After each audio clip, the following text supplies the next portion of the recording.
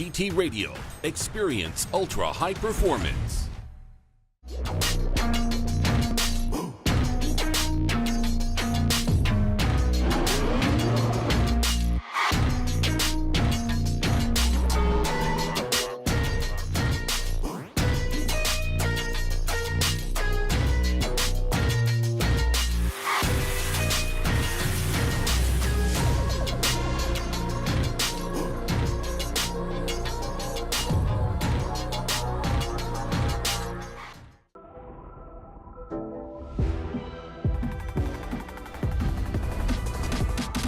Get out there and have fun. Because you've got Meguiar's. And we've got your back. From wash, to paint care, to maintenance and more, Meguiar's has your hybrid ceramic solution for every adventure. Meguiar's, reflect your passion. This is where champions are made. Born from Formula Drift. Engineered for your daily drive. Where Kenda's Vezda UHP Max Plus proves it's not just track ready. It's street dominant. This is podium to pavement. Vezda UHP Max Plus, only from Kenda. Find yours today at kendatire.com. BC Forged Wheels, custom built per order, offering extensive design, finish, and machining options. Strength, style, and precision come standard. Track proven, street ready. BC Forged, proud sponsor of Formula Drift 2025.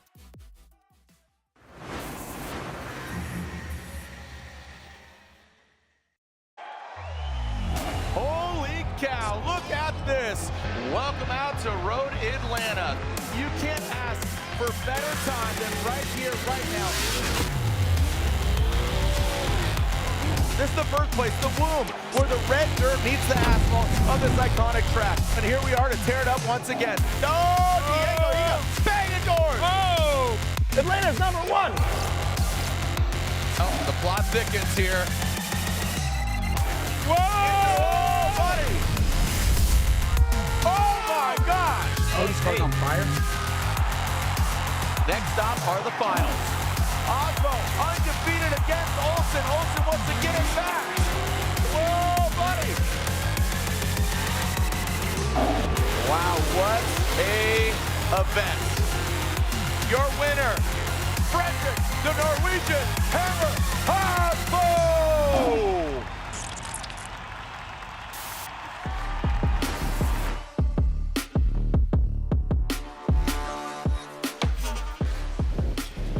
Welcome back, or welcome, regardless if you watched Link Engine Management Pro Spec seating bracket earlier. We are going into our Pro seating bracket. It is Casualer Thursday over Casual Friday, Casual Friday, but it's actually been expedited to Pro Spec Friday, and then we're going to be seeing competition for Pro on Saturday. There it is, where the red clay and the dirt meets the asphalt of Road Atlanta. This is the road to the championship.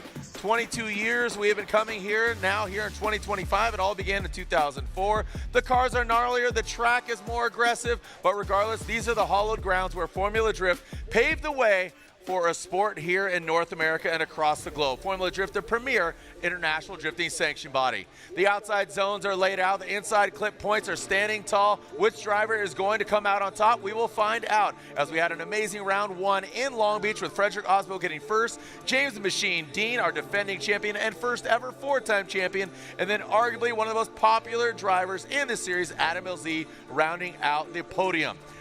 I myself am up here in the judges booth alongside my co-host. I'm Jared Dienda. Joining me, the blue toque, the blue beanie, regardless, teal toque, the meat smoker, diesel destroyer, tattoo having, fun grabbing, outer zone hosting, Jacob Gittins. Jacob, how are we doing? Man, I need more nicknames for you. It feels unfair. You just listed all that off. I'm great. I love Atlanta. I'm so pumped to be here. The driving's been nuts. The track layout changes have been incredible. This is already some of the best tandem we've seen at this track forever. It feels like we're in this new era of drifting where it's all about door to door. It's all about tandem. No more of the roll racing. It's just all about going around the track, Dorn buddies. That's what it feels like again, and I'm here for it. Some amazing driving. We saw Cam Sorensen, the rounding out the trio, 13 years old. He comes out on top. Colette Davis and Ms. Hansen comes out. She's never driven the car before. She's leveled up from 400 to nearly 1,000. She's having fun. So amazing. But here we are at stop 2, but backtrack to round 1. It was amazing. After the round, Frederick and I got to have lunch and hang out, have some margaritas and some fajitas and burritos, and just got to chop it up and got to just hang out with casual Freddie. But this is fierce Frederick Osbo. He came out swinging. They switched to a new tire. It obviously seems to be working out for Frederick. Yeah, everything is really coming together for him, and he's found a way to take out James Dean, which is something that's been kind of on everybody's mind for years now. And what that is making James make a mistake. Drag him into deep water, go as far into the zones as you possibly can, make it feel like you're just about to crash, pull out at the last second. That is how Osbo was able to take down Dean. I think everybody's been aware of that.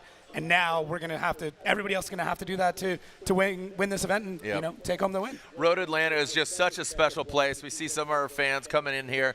They're hanging out. We're again doing something historical. Grid Life, the event that is known as concerts, party. I always say party on track, party off track. You party on track with road racing, drifting, gripping, ripping, and then you party with a concert. Well, this is more of the racing focused Grid Life that's happening. We got Rapscallion, the Rush cars over there. We got a bunch of drifters coming in, including T-Pain and his Pink Riviera, his brand new Ford Mustang that's got the Coyote engine in it. And again, it is a joint effort here. Grid Life Formula Drift making history here this weekend. Pro Spec, Pro, a lot of it, all killer, no filler. Also joining us once again, 2 rounds of the 8, Vaughn Gittin Jr. Right. Vaughn Gittin Jr., 2-time champion, 2010 and 2020. He is back here. So again, as somebody is just throwing a lot of stank out here on track, and Vaughn Gittin Jr. is one of those guys, and really going to be lighting it up. But again, this is the action earlier from practice.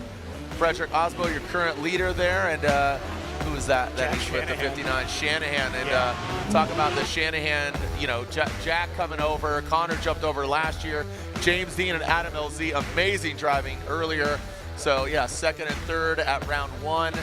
What are some notable stories that you've heard kind of down in the pits? Justin Pollock spotting for Odie Bakshi. Yeah, I think that's probably one of the biggest ones. Amy Bakshi stepping aside from the spotter role. Arguably one of the greatest minds we've had in drifting since the beginning. One of the best spotters ever. And voted on by her peers as spotter of the year. Exactly. Multiple years. And now filling that spot with JCP, which is one of, I don't want to say controversial, but he's a guy that speaks his mind. He will tell you if there's something he doesn't like.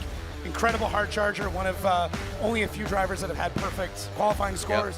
JTP's a legend, so having him in the years of Odie Bakshi's, that's a scary combo. And he said, I was just talking to him up here, he came up and put his hand on my shoulder. I said, what up, dude? Welcome back. He's like, you know what? I believe in Odie. And he says, I wouldn't be here if I didn't believe in Odie. And again, Odie's on that short list of bridesmaids. They've caught the bouquet, just that nobody's put a ring on it. You know what I'm saying? So as we take a look here, Brandon Sorensen, Dylan Hughes, our judges are getting into place. But, really looking forward to seeing. It's anybody's game. Today is all about seeding brackets. They're fighting for a spot. We look at the results overall. Frederick Osbo, James Dean, LZ, Brandon Sorensen, sitting fourth. And as we just talked about, Odie Bakshi's, his wife Amy, kicking back, handing over the headset to Justin Pollock. JTP is going to be in his head, talking him up, seeing what goes on, and that could be a marriage made in podium heaven. Yeah, we'll see. It's a really good combo, and we talked a lot about how this might be Odie's year. Everything's falling into place. He's super focused on his program. I'm excited to see, but yeah, I think Brandon Sorensen being in fourth, that is massive. Right now, out of that first round, there's so much more that can happen, but, we really do see here in Atlanta, they say it's the road to the championship. A lot of things do get solidified here. You can kind of get the tone.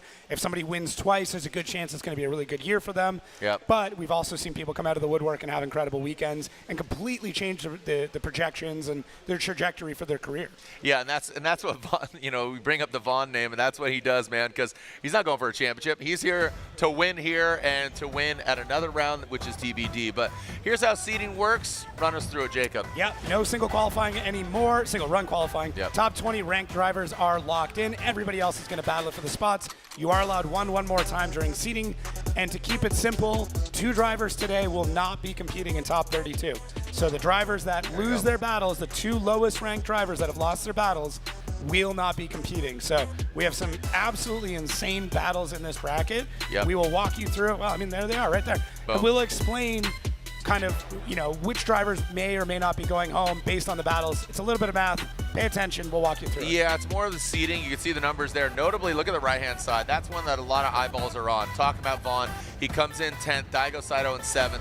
Basically, one of those guys is going to lose. One is going to be locked and loaded, right? So with Daigo and Vaughn going against each other, basically the drivers that are seated lower than him, Noback, Brutzky, Dan Burkett, Andrew Hateley, and who's that? Federico Sceriffo. Federico Sceriffo. Only if Daigo, if they lose, they'll move on under that loss. Yeah. So, and we'll address that situation when it goes down. But Shanahan and Brutzky, that is one to watch. TLO and Hateley. Yeah. So again, we're talking about 12 spots overall. The bottom 2 not moving on. What's more important in your phone, man? Come on, look at your phone. My dude's got an umbrella in his hand. He's just chilling, spinning. He has an umbrella that matches his shirt. My dude, I don't know, what are you playing, dude? Brick Breaker? What are you going on here? You all right? Oh, he's hanging loose. He's just hanging loose. He's getting ready for action. That's big all. hang loose guy. Yeah. What's he playing? What kind of game? What kind of game is he playing? On his phone, like Clash of Clans. Is that still a thing? Like Zombie Farm or something? Yeah, something like that. Yeah. So yeah. All right, that dude double shotgun with the doggo. Dude, that guy right there, overall, dude. I like it. Look at Georgia pure brother Georgia right here, man right there. Run and shine till the end of time. Heck yeah, brother. That he's down by the beach. All right, we got the young buck up there. He's skeeting up there. And you need to log on to nxtbets.com and make your picks. I mean, come on. You think you've got the winner. You're watching it just for a small bet. Dude, the odds are really good. Yeah. So, literally, just put a little bit of dough, like $20, $10. I don't know. Put a little bit of money. You're here watching practice. You might have some inside thoughts. You might know who went off a little bit earlier on the trailer. Oh, she's catching the vibes right there. Yeah. Look at that. Namaste right here. Go Falcons. That's what's up. She's hyped. She's getting hyped. Oh, she's rolling it up. She's rolling it up. She's doing that bank getting ready to dance. There it is. Oh, here we go. Oh, skirt. Oh, do the Falcon fly. Oh, she got moves. Oh, homeboy, join him, dude. You got the headset on. Go ahead, get the vibes going. Yep, there it is. Oh, boy. Please. Oh, there it is. Oh, he's about to do luau. I saw him. He's going to dip. And there's the odds to win. James Dean, $20 bet pays you $73. Duh. So, again, 21 plus, please refer to affiliated operators, TNC, void where prohibited. Gambling problem, call 1-800-GAMBLER. Go to nxtbets.com. Again, odds to win, 268. So can James Dean do it? And if you're a James Dean fan, it literally pays to place your bet. There's the QR code. So hit the code and place your bets. nxtbets.com. Yeah, I mean, if that's your payout for James Dean, yeah. If you got a wild hair, you got somebody else, somebody you think is going to come in and underdog this, why not? Yep. Yeah. All right, sun is setting. The lights are coming on, both on track and underneath the cars. The Type S, the official lighting of Formula Drift. Again, my name is Jared Deenda. This is Jacob Gittins. The sun is setting just off in the distance. It's perfect. It is absolutely beautiful right now. Well, I mean, you've been baking in it longer than I have. Look at the tan. It looks great. I'm out golfing a lot. No, so that's fair. That's why I was, hey, real quick. Happy Mother's Day, Mom. I have a mom tattoo, but I got Mine's right here. No, it's not shaved. Mom, there it is. It says wow to me. When I look down, it says wow. To you, it says Mom. Happy Mother's Day, Mom, and to my wife, happy birthday, Steph. I love you. So that's you can put. That's the thing. I can't beat that, man. I can't beat that. Yeah. That's first right there. Well, we are about to send it here. Thank you so much for joining us. We have a lot of fun, and regardless, we have some amazing driving going down. Thank you so much for, as we like to say, sending it here. Jacob, when we come back, we're about to see our pro seating brackets. The elephant in the room. 2 champions, Daigo Saito and Gittin Jr. Who's going to move on? Who's going to be locked and loaded? We'll find out. Don't go anywhere. When we come back here, round 2, Formula Drift Pro Championship.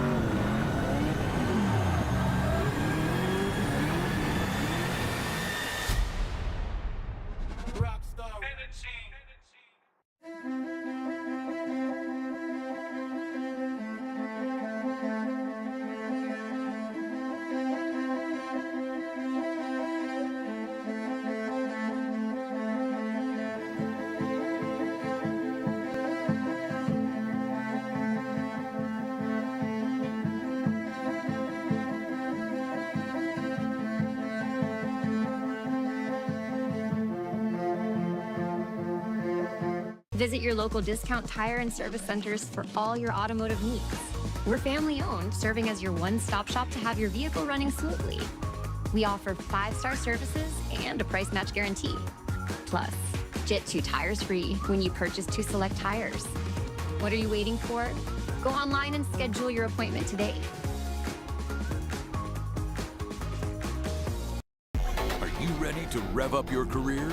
At the University of Northwestern Ohio, our high-performance motorsports program puts you in the fast lane with a 70% hands-on education. Learning from the best in the business, you'll master the skills needed to excel in the world of motorsports. From the pits to the paddocks, UNOH students and graduates dominated all facets of racing.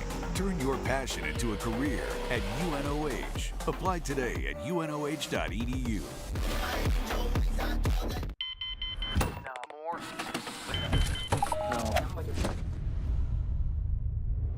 Is this it? This is it!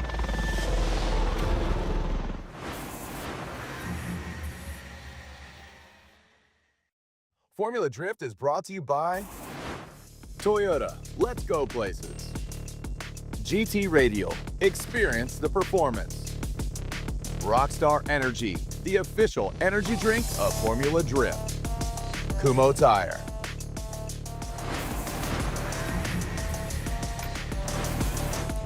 Oh yeah, that's right. Look at that beautiful backdrop right there. Oh, so sweet.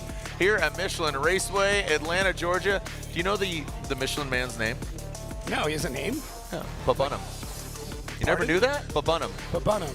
You've never known that? No, I didn't know that. Fun fact. I thought it was like Paul. And Michelin is not a sponsor of Formula Drift at all, but they obviously sponsor the racetrack. So Michelin Raceway here at Road Atlanta and Drift Atlanta.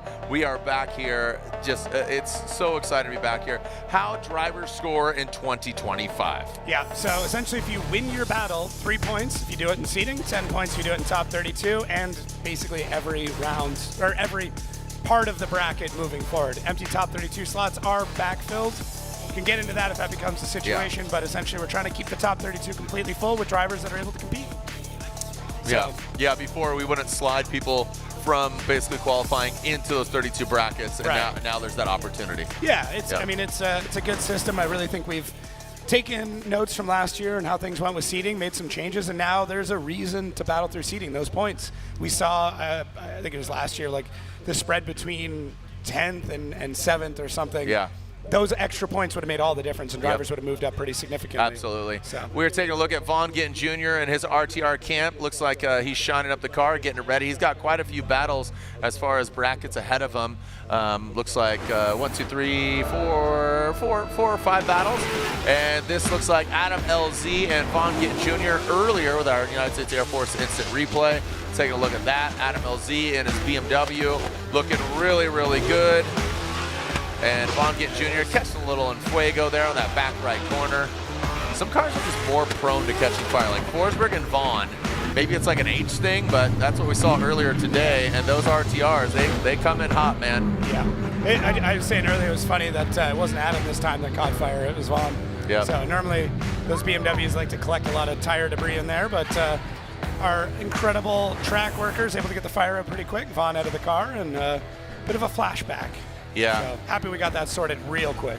Yeah, that was they were on it. Yeah, you know, like you said, it's a tire debris, little tire fire on that back right corner. There's James Dean. See him outside of his car. Could see the soon-to-be Sonny Hobson, his fiance. Oh right, yeah. Could see Ben Hobson.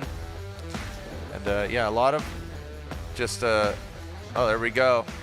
Tarps off. The string duck, dude. Look at that guy, man. That guy likes to party right there. Heck yeah, brother. He's got good and evil on his side. Yee-yee. All right, there we go.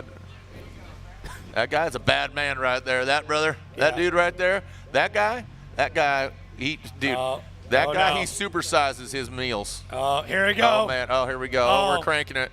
Oh, okay. And an ultra. Wow, real gentleman. A real bold of you. Real bold move, Cotton. Yeah, you just chucked the water. All right. All right, well, there he is. Yeah, brother. All right, dude, he crushed that LaCroix, man. I'll tell you what, man. All right, and we are hearing our first battle was intended to be Ryan Litteral. He called the competition timeout. Yeah, he did have a little contact earlier in practice. So I wasn't sure how bad it was, and I guess it was a little worse than what we thought. Yeah, he was feeling confident. He said, on his Instagram, on social, he said that he made some more horsepower. Yeah. The arc is good. He's working with Collab. They're based here. So, hey, which drivers do you think this track really benefits? Ooh, that's a good call. I mean, anybody that's really come up through ProSpec or did well in ProSpec, they're going to have that. So like a Jack Shanahan may not have as much of an advantage just because he hasn't driven this track, whereas somebody like a Tommy Lemaire or an Andy Hateley, who's been driving for what feels like forever, would have a bit more of an advantage. So I think that, or anybody who came up in their Pro-Am career somewhere with elevation. Right. So if you were, in Arizona, or if you were somewhere that was flat, and that's where you ran all your Pro-Am, it's going to be a lot tougher. Yeah, Utah or something like that's true. That's a great point, because even my buddy Jeremy, who came here 1945 because he's like, wow. And even Vernon, our judge, was like, dude, the elevation, you don't see how violent it is. Here we go, TLO, Tommy Lemaire, Andy Hateley. TLO initiates in that first inside clip. That Corvette looking good, the XPN Corvette coming in. Andy Hateley maybe giving himself too much room here as TLO, Tommy Lemaire, comes into that third outside zone, now into the inside clip. Hateley just lurking in that smoky shadow. He dives on in that Evo Auto Works BMW. Evo Auto Works, Redlands, California, coming on through and through that last outside zone. And Hateley just kind of hanging out there, wasn't too aggressive, almost letting Tommy just go for it. So Tommy out in the lead actually had a few things he needs to work on. So first outside zone looks good, but see how shallow he is through those clips. They want to be putting their front wheel in those boxes. So if they're straddling it, that's way too far in. This part looks good. Andy definitely hanging back. I would have liked to see him be a bit more aggressive through there. But same thing, Tommy, too far inside the track. Touch and go looks amazing though. Sets him up on a good line. Andy starts to get the proximity. Mistimes his transition a bit there, but Tommy once again in a bit shallow. So keep that in mind when they're coming through those clips. They're trying to put one wheel. They're trying to stay as far out from the edge of the track. That's to allow the chase driver to be able to get into the pocket. It gives them that room to do it. So Tommy chopping a bit of line. Andy not as aggressive. What I will say, Tommy was smooth, it was consistent, just not the line they wanted. And Andy, just a little safe. All right, Andy Lovely needs to become real Andy Hateley with the Evo Auto Works. BMW throws it in. Ooh, some wobble there from TLO in that chase position. Andy Hateley, there you go, talking about that inside clip. Both of them diving on the inside. Want to see that management of the vehicle. Look at Hateley.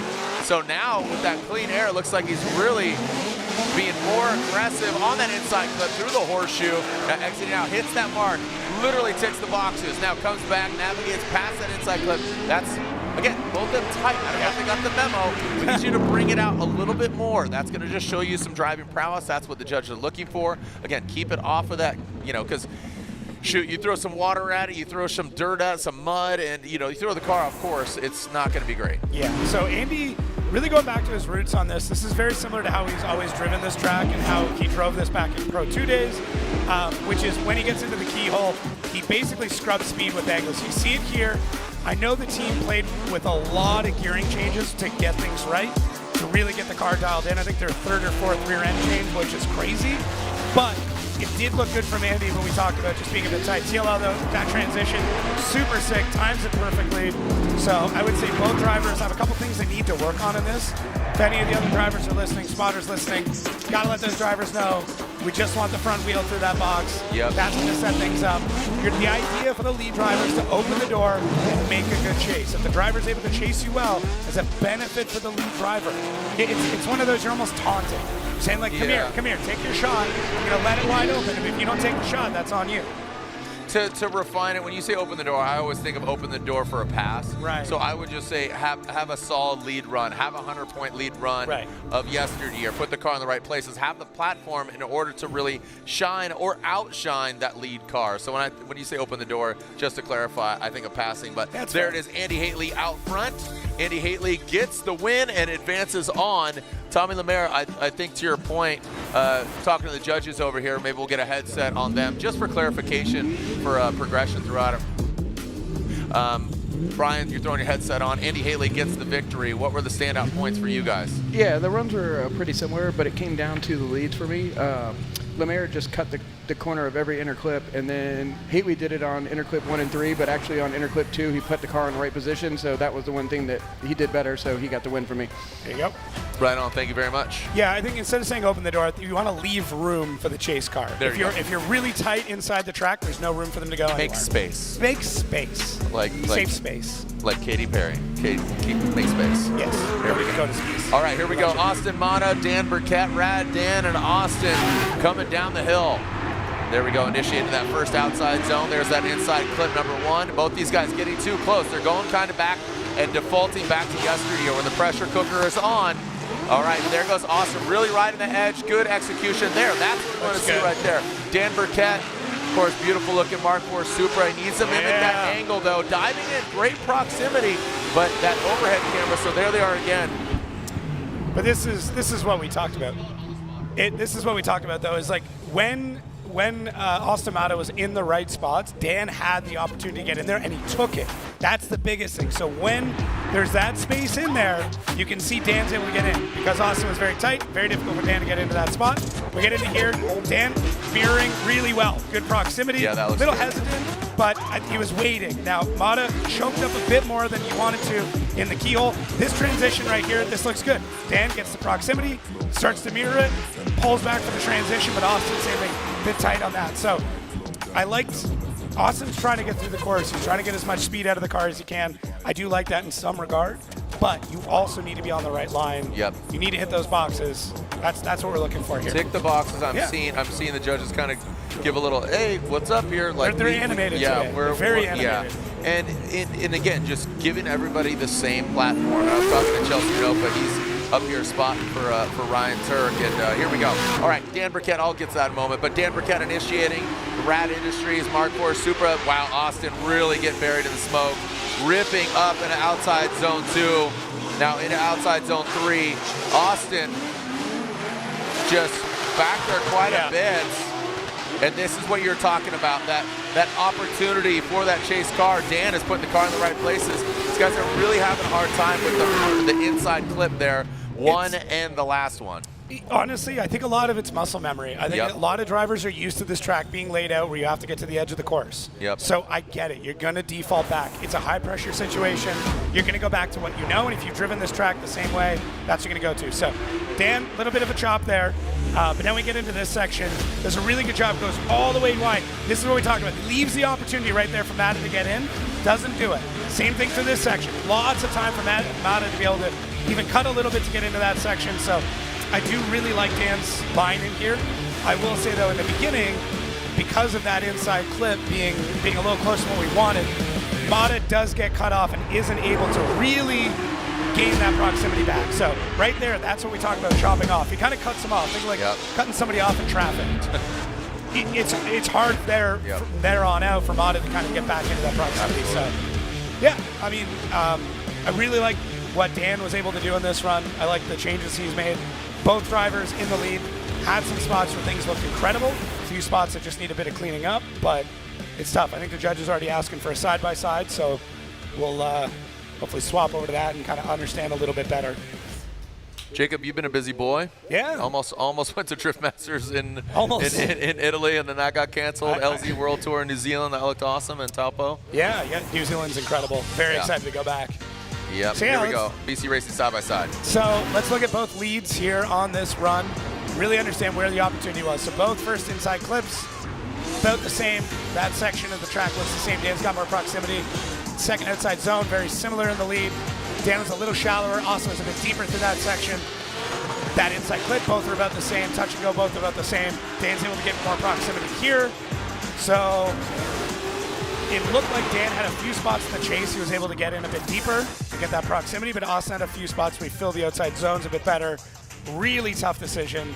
Yeah, I got nothing for you on this one, Jared. I got nothing. Nah, that was good though. It was a really good set of runs from both guys. All right, well here we go. What do we got? Austin Matta, Dan Burkett.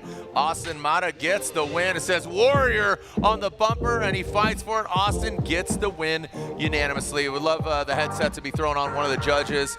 Vernon Reese, looks like Reese goes for it. Reese, elaborate, player. It was unanimous. Yeah, it was unanimous. I definitely want to clarify both drivers did a horrible job with their inner clips. And clarify which inner clip. Inner clip 1 was really bad, and then inner clip 3 coming way back down was really bad. They were so what is 1 becomes 3. So yes. Where do you want that car? We want so coming down the hill, it would be the left wheel would be going through that steering box, and then on the return, it would be the right front wheel going through that steering box. And that box is notated. You could see it. It's a white box, painted on the ground. So it's very easy for us to see when they're cutting the line. But the big thing in the battle there was Matta filled out outside zone 2. Dan didn't do that, and that was contributed to him getting the win there, so that Matta got the win on that. Awesome, appreciate it, great insight. And again, we were talking about how animated the judges are, saying, hey, this is what we wanted. They were doing it. They were doing it in practice, and then push comes to shove. They push literally towards the edge of the track, and that is by design to have that opportunity, have that lead run. So, okay, so as we are seeing, Ryan Litteral, Federico Sceriffo. All right, so, and we are seeing that, here we go, Ryan Litteral and Federico Sceriffo.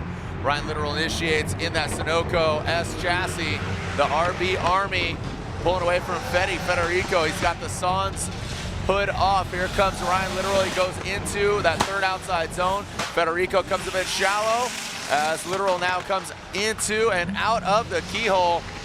Now, Fetty shuts it down, and boom, Ryan does go over that, again, steering box, but Fetty shut it down right before that last inside clip. So let's take a look at it again here. So Federico, bummer for him, shuts it down in the Fiorella Pennzoil Ferrari. Yeah, it sucks. I mean, his practicing earlier on looked good. He was really starting to get a hang of the course, getting all the zones and really getting that thing sorted out. So I'm hoping it's nothing major. He should still have his 5 minute. And for the 5 minutes, when we get into seating, you have one within seating.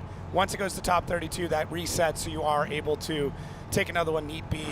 But yeah, let's see if we can take a look with our airforce.com replay and understand if we can diagnose what's going on here. So there's the box we were talking about earlier on. Looked pretty decent here. Fede really starting to close up that gap for this section. Gets choked just a little bit, needs to stay on the throttle for this part. And then right as they come out of the touch and go, that's where we see Fede, bunch of smoke out of the back, and then that's it. Grips up, shuts her down. Oh, bummer for him. We'll see. I mean, Litteral did call that comp timeout. Also, regarding competition timeouts, you do have one for today here in seating brackets, and you, so say Litteral, he used his, right? He uses one here. Fetty will have to use his. He's already at a deficit because he didn't finish the run. You do reboot in for Saturday. You do have another one on that day. So previously, you know, it's like, all right, you got your one and done. That's it, but not the case. Yeah, you're able to use it again. So we'll see what's going on here with Fede as track maintenance down there taking a look. And you know, Jacob, you're talking about the format. We tried different scoring, you know, scenarios, knobs, different judges over the years, and bring back the knobs. Yeah, no, we're good. Just to clarify, 12 drivers move on, 8 winners, and then the 4 highest ranked losers. Right. Okay, so just for clarification, 8 winners that advance on, you know, by getting it, but then the 4 highest ranked losers advance on. So. Yeah. Yep. So, all right, let's take a look as Federico. Last year we had a great time. Send It, the Type S party. We had one last night, so thank you to Type S, the official lighting of Formula Drift. And let's take a look back at Send It Atlanta 2024. Say it for the people, loud and proud. Atlanta's #1. You ready? God damn it. Love you, brother. Love you, Michael. Oh my God! Let's send it!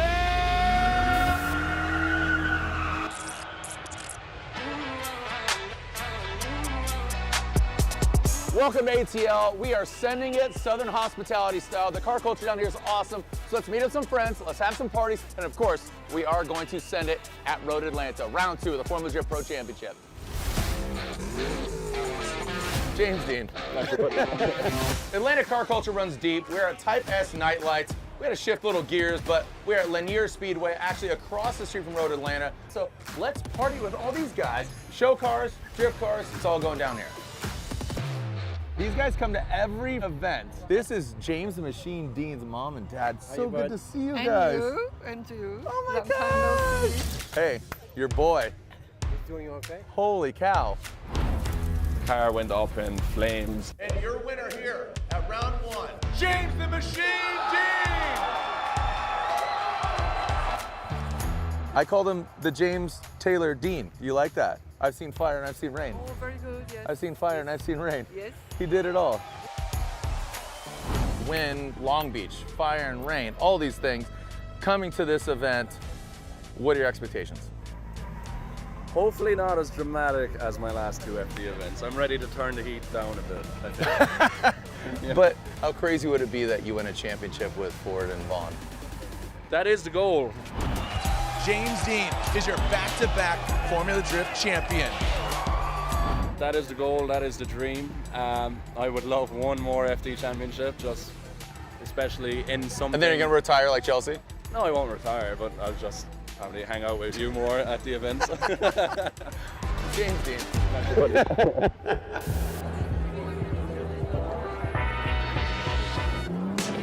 Boom, I have knighted you. Larry Chen, how important is Atlanta to drift culture? Atlanta is, I would say... Say it for the people, loud and proud. Atlanta's #1. Welcome out to Road Atlanta. The reason why I love this place is because of how dedicated the fans are. I've never seen so many fans make signs, and they're really like big drift inside jokes. Osmo was wrong. Like, this is peak drift culture. It's amazing. This is our 3rd year in a row doing Type S Night Lights Formula Drift pre-meet. Right. And look at this. This is crazy. I can't believe the amount of cars and also the quality of cars. Yeah. And also different walks of life. JDM, domestic, drag cars, drift cars, show cars, Euro. everything. Yeah. Everything. This guy. I'm joking. Dude, back to the 90s right there. Sick. I'm cool with that. Holy cow. If that bites my face, I swear to God, dude. I promise. Nah, goddamn. Look, matching wheels, same wheels. Okay. It's one of my favorite vehicles here. We just shot the smallest car here. Now we're shooting this thing, which is the biggest vehicles. So there's obviously a whole lot of culture going on in Atlanta, which is, I'm not from here. I don't have a reason to like know Atlanta car culture, but I'm loving what I see for the first 5 minutes I walked in. Thanks for joining us here. What a good time under the lights, but guess what? We are still gonna party here across the street. Road Atlanta, round 2 of the Formula Drift Pro Championship and round 1 of Pro Spec. Send it.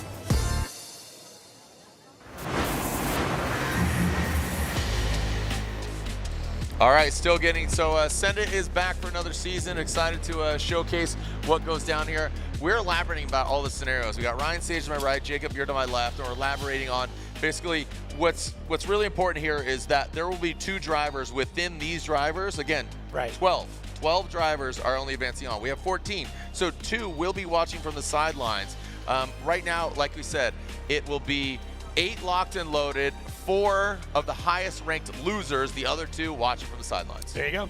So, easy as pie. Yep, and you know, right now, Madison's in, Hateley's in, Matta's in, Rudy Hansen's in. Right. So the other scenarios are, you know, we'll unpack those as we progress on. Yeah, and once we get like the definitive, this person is no longer, we'll let you know. We'll keep you in the loop. You can do the math at home. I mean, if that's what you're into, go for it. Go to the website. Ryan's over here telling me go to seating bracket. You can see the bracket where it breaks down because it's all about where they are ranked coming into here. That's why they are in the seating brackets, because they're not ranked in the 20th or higher, and that's why they are down here, 21st and lower. Kevin Wells, Kevin's Corner, getting this thing up on the lift. Look at all those runners, all those intake runners, dude, so many runners. Yeah, it's a lot. It's a lot of engine in there. That is a ton of engine. This is what, version 3 of this engine setup, because he was running twin supercharger for a while. Then he ran, I think, straight nitrous. I don't know if he ever did twin turbo, but obviously it's single turbo now. So It's had a lot of iterations. Absolutely. This was another car that caught fire, Long Beach. Remember that? He made quite the splash. Yes. Quite the splash in Atlanta.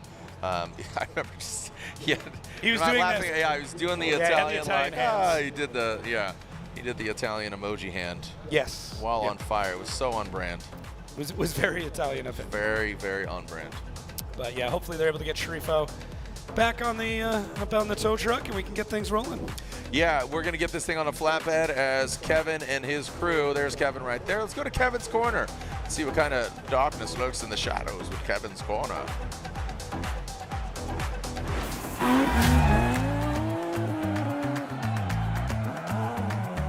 Hi, my name is Kevin Wells. We're out here in the streets of Long Beach for the 22nd season of Formula Drift. We got some new drivers out here and some returning previous champions. Daigo Saito, Jack Shanahan, Connor Shanahan in a new vehicle. This track is known for its walls and its carnage. We've been through media day and practice. So far we've been good, but we'll see how top 32 goes. Ready? Let's go. Oh, I'm gonna start it.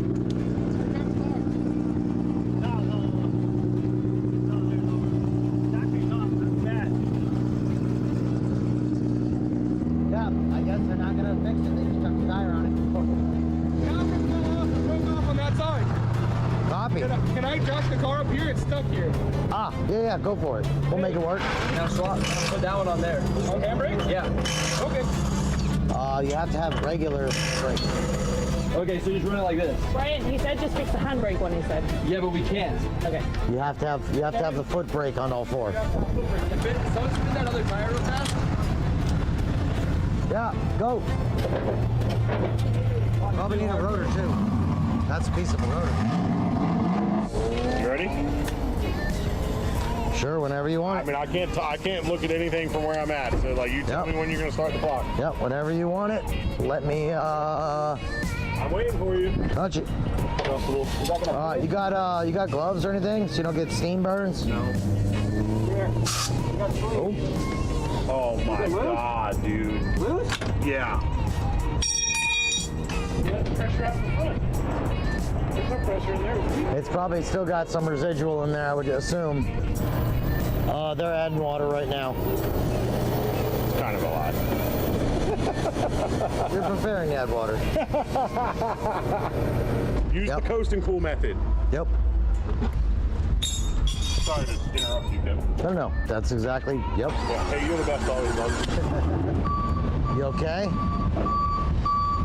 You have skids? Skates? Skates, Yeah. whatever? Okay, we're gonna need at least 2. Okay, for where? Yep. If I pull it, it'll just come right up. You want me to still put a skate under there? That's gonna fold back and smash it off. There's nothing holding the bottom on. Just put it on here and it'll just walk up onto it probably. The rotor's just gonna move. Because they're gonna fix it. That's why I don't want to do any extra damage. Right. If I can put that underneath in the frame rail, just You want to put this? I'm gonna put the skid underneath the frame rail, yeah. Then she'll slide. Because I want to try to see if I can get it high enough, because I want to unload the front. Because if you put it underneath here, it won't roll? There you go, because it's unloaded now, so it's not going to tear the damn subframe off.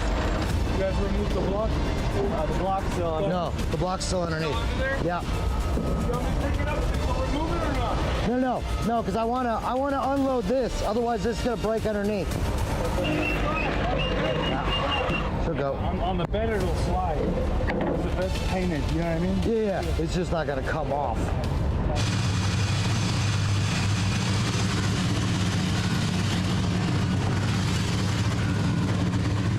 That was a good run. Yeah, my car was all tweaked after the first one. I just didn't want to call 5, so I just ran it. Okay. Yeah. But yeah, I mean, because you bumped him at the inner clip? I hit him on entry, dude. Check the map sensor, make sure it doesn't pop off. Crack on the bottom? On the side. Beecham 5, had to bleed his clutch. Rome 5, the intercooler cracked. So he's just gonna send it and just go with it with whatever power he can make. And then I guess there was contact between Dimitri and Hughes. We've had 3 in a row already. Yeah. Like what the hell? Keeping you busy, Doug. Yeah, a little bit. Yeah, he lost power steering on impact, so we're gonna check it all out. There he is, Kevin on Kevin's corner, whipping around that Gazoo Racing Toyota Tundra. It's not unofficially Gazoo Racing, but obviously the Gazoo Racing. So you can check out that and a lot of Formula Drift content at Formula Drift's YouTube page. So we are hearing that Federico Sceriffo obviously calling a competition timeout. So now we advance on into Vaughn Gittin Jr. and Daigo the Ninja Saito. Daigo Saito re-entering the conversation of Formula Drift United States, and Vaughn Gittin Jr. playing a little bit of spoiler here with 2 rounds of the 8 of the FD Championship. He caught fire earlier in practice. Here we go. Who's advancing on? Again, for clarification, Daigo seated 7th, Vaughn Gittin Jr. seated 10th in this seating bracket. Here we go, Daigo Saito, Juku Racing, got that big livery coming down the hill. Here comes Daigo Saito, Vaughn Gittin Jr. nipping at his heels, finishing that first outside zone. Daigo Saito talking about that steering box. Daigo Saito flirting with the dirt now, coming into that second outside zone or into the third outside zone. Here goes Daigo and Vaughn Gittin Jr. applying the pressure. There's a tire fire for Daigo Saito. He ignites just like Vaughn Gittin Jr. did earlier in practice. Vaughn Gittin Jr. great proximity on the transitioning path into that driving box. And well done by Man, using all of the course. Make some noise for the 2 champions out here on track. That was spicy. Yeah. That was very spicy. Yeah, that was a hot ones take right there. Man, so Daigo Saito in practice did not look this aggressive, so I don't know where this came from, but big initiation, gets on it early, lots of angle, does a good job through there, uses the edge of the track to transition the car around, dips that tire, kind of catches again and goes through. Good job through our outside zones. They come to the keyhole. Saw a couple little e-brakes. Lights up the tire on the inside clip. See how much room Vaughn's got, though, when he's able to do that. And we see even more acceleration as Daigo Saito adds on more angle. Vaughn just able to get out of the way of that transition. And Daigo dips the wheel off track. Jeez. It was choppy. I mean, Daigo, he used all of the course, but it was just it just was way too loose. It was like a little bit more freestyle than it was really tight. And you know, Daigo, I mean, great driving, exciting to watch. Yeah. Did he put the car in the right place? We're going to run it back. We'll see. Here we go. Vaughn Gittin Jr. now out front. Daigo Saito in chase. Vaughn, big, long initiation in. Whoa. And Daigo Saito looks like, don't know if Vaughn shut it down. Daigo continues on. And so Daigo continues to rip in that chase position, but what happened to Vaughn Gittin Jr. here? Don't know if Vaughn just shut it down. Yeah, so one of 2 things would have went on here. Vaughn did have a couple of shutdowns in practice, so there might be some sort of gremlin they're chasing. Or Daigo got into the side of them, pushed Vaughn out, and Vaughn straightened. I don't know. Off the first shot, it's really tough to say. So let's see. Here we go, some truth serum with the drone. So there goes Vaughn initiating in. No, that's Vaughn. Yeah, it looked like he was swinging wide. Yeah, so like Vaughn was even dragging left foot brake to hold the car at angle throughout that, which is gangster move. Like, really like that initiation. But yeah, Vaughn just doesn't light back up. Look at e-brake, tries, nothing. So I hate to say it, that's at least from my perspective, I think that's on Vaughn. I mean, we're gonna have to check with the judges to make sure they're seeing what I'm seeing. But nothing missed. I didn't see any contact with Daigo before Vaughn shut it down. This angle is really tough to see. But yeah. I mean, you can. It's not a unit of measure, but it is a smoke signal. It's indicative of, is he on power, getting that tires, and there was no smoke coming off Vaughn's car. Like you said, that left foot brake. So you saw that going into that inside clip, just sailed in, cruised, and just shut it down. Like you said, contact wasn't made till they were way past that inside clip. So I think, unfortunately, Vaughn is going to be knocked out, and Daigo Saito gets the win. So there is still a scenario where Vaughn could still be in. So going to the judges here. Hey, Vernon, we haven't heard from you yet. Vernon, throw on that headset. Welcome back to Formula Drift here in the States. We missed you in Long Beach, and his first time here in Atlanta, but elaborate, please, if you will. Yeah, like we saw that Vaughn didn't get on throttle anymore, so we just stalled, and then Saito overtook him, so he got the win. And Vaughn just shut it down? Yeah, unfortunately, yeah. All right. Thank you so much. So yeah, just as we anticipated and kind of talking to him, but just want some clarification for the fans there at home. Here it is, like you said, dragging. Daigo couldn't go anywhere. And it shows too that like the first angle that we got of that, it looked like Daigo had hit him. Vaughn might have shut it down after the contact. once you see that, though, you can see Vaughn should have let it off, 5-6 feet before we even saw that contact. So is what it is, but as you said, there's also a scenario where we see both those drivers into competition Saturday. All right, we got Jack Shanahan, Dimitri Brutzky. Jack, new to the Formula Drift Series, by no means new to the sport of drifting. Brutzky, multiple champion in Pro Spec, making the jump to Pro, and he's doing double duty. Here we go, Shanahan out front, Brutzky in the chase position. Here comes Jack Shanahan ripping that BMW. Looks like Dimitri Brutzky comes in hot. Shanahan flings that thing way aggressively. Look at that snap. Into that second outside zone, goes into the keyhole. Here goes Shannon into third. Brutzky comes up a bit shallow, filling that steering box. Now coming out of that keyhole, how's Shanahan gonna do? Works all the course. Very natural flow. You can see that bump. Brutzky taking a tighter line. Shanahan puts that front left into that steering box. Looks like his brother, Connor, up here joining us in here. Yeah, really good run there from Jack. Really, leaving lots of space there for Brutzky to come in. Super aggressive on the launch out of the box. Does a good job through that inside clip. Could have been a little bit further out from it. Lots of room though, right through here. Now Brutzky starts to reel things in as Jack Shanahan gets back on the power coming through the keyhole. Love what Brutzky's doing there. Love what Jack did to that inside clip. Touch and go looks great. Brutzky cutting the line a little bit to keep the proximity. Tons of room in there. Transitions out. So could have been a little bit further off track on that, but lead runs go. Lots of room for Brutzky to get in there. Brutzky sees the opportunity in a few spots, but not all of them. All right. Taking a look. Now let's alternate the order here. Brutzky will be out front. Shanahan in the chase position. Brutzky now has the clean air. His trunk was flipping up there. I hope he tightened that thing up. I don't know. Did you see it? I saw a little. Yeah. Yeah, it was raising up. Little flop. Little Josh Groban trunk there. Here we go. Let's transition into this first inside clip here. Brutzky initiates. You can barely see them through the smoke. I don't think that's going to be an issue. Whoa. All right. And there it is again. Even in the chase, dude. The Shanahan just snapped. The Shanahan snap. Here we go, Jack. Right there. The shadow just moving, man. Yes, sir. Look at that. And the way he is it's just that tight and right. Brutzky transitioning. Shanahan cannot be shaken.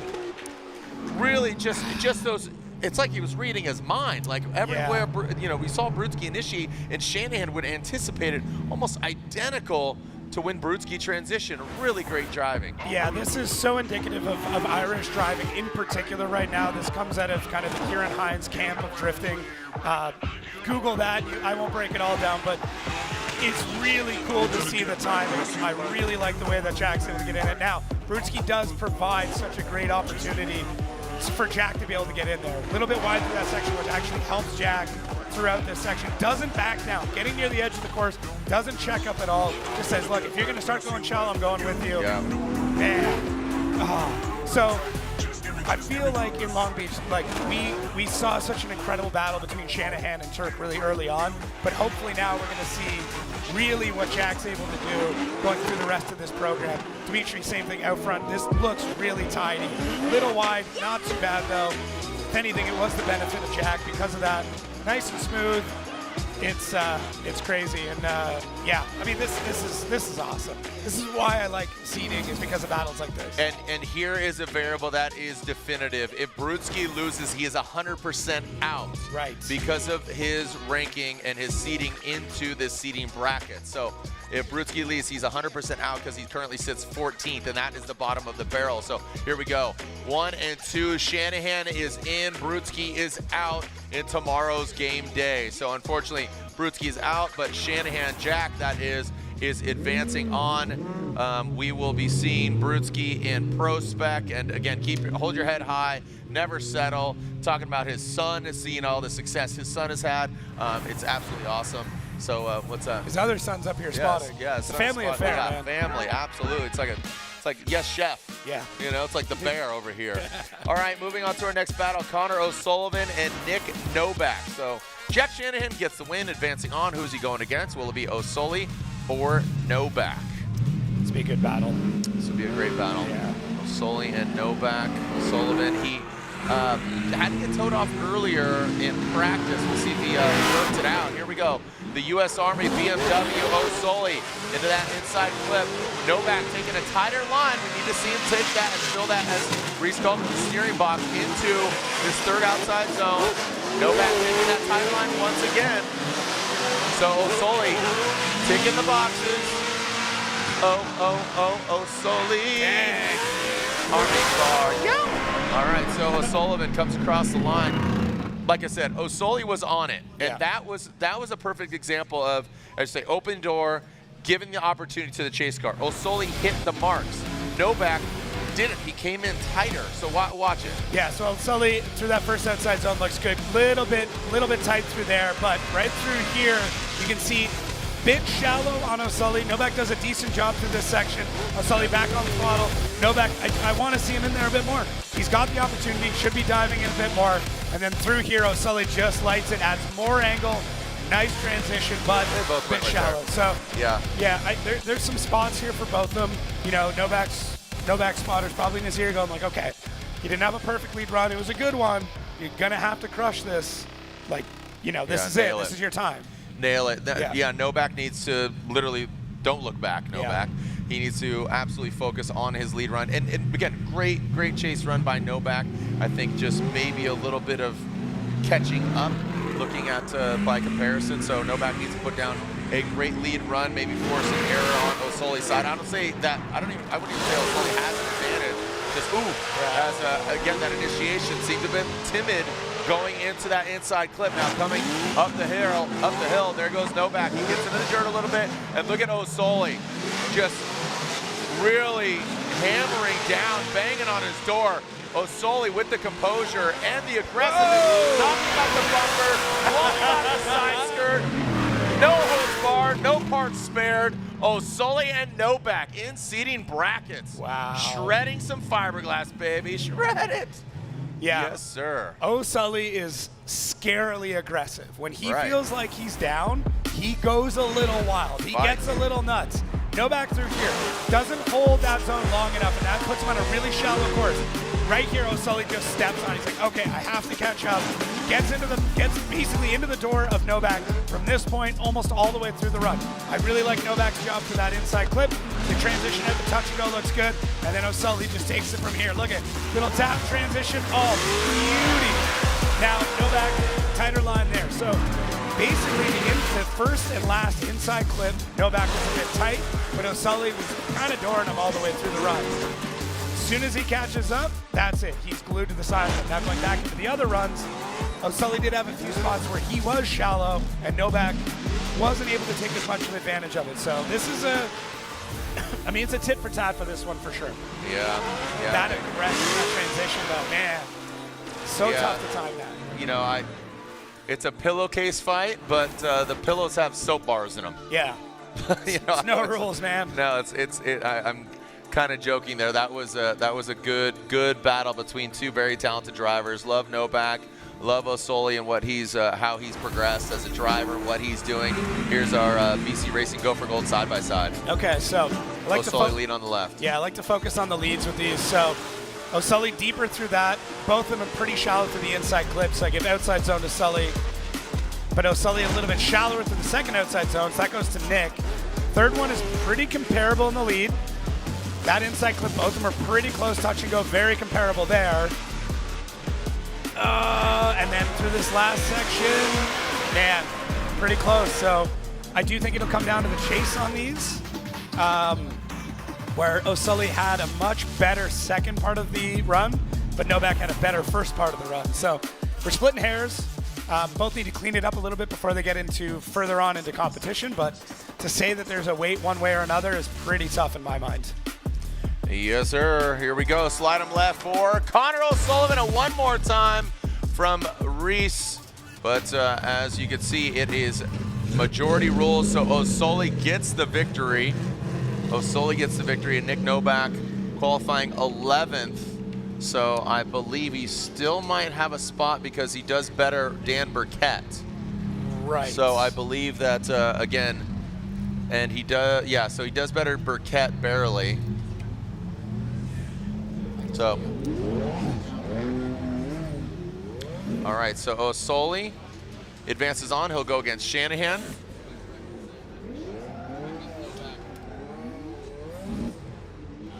So it looks like, yeah, Sceriffo able to get things back going. Yep. So, yeah, Burkett and Brutzky are 100% out. Okay. So so those are our two, unfortunately, that are out.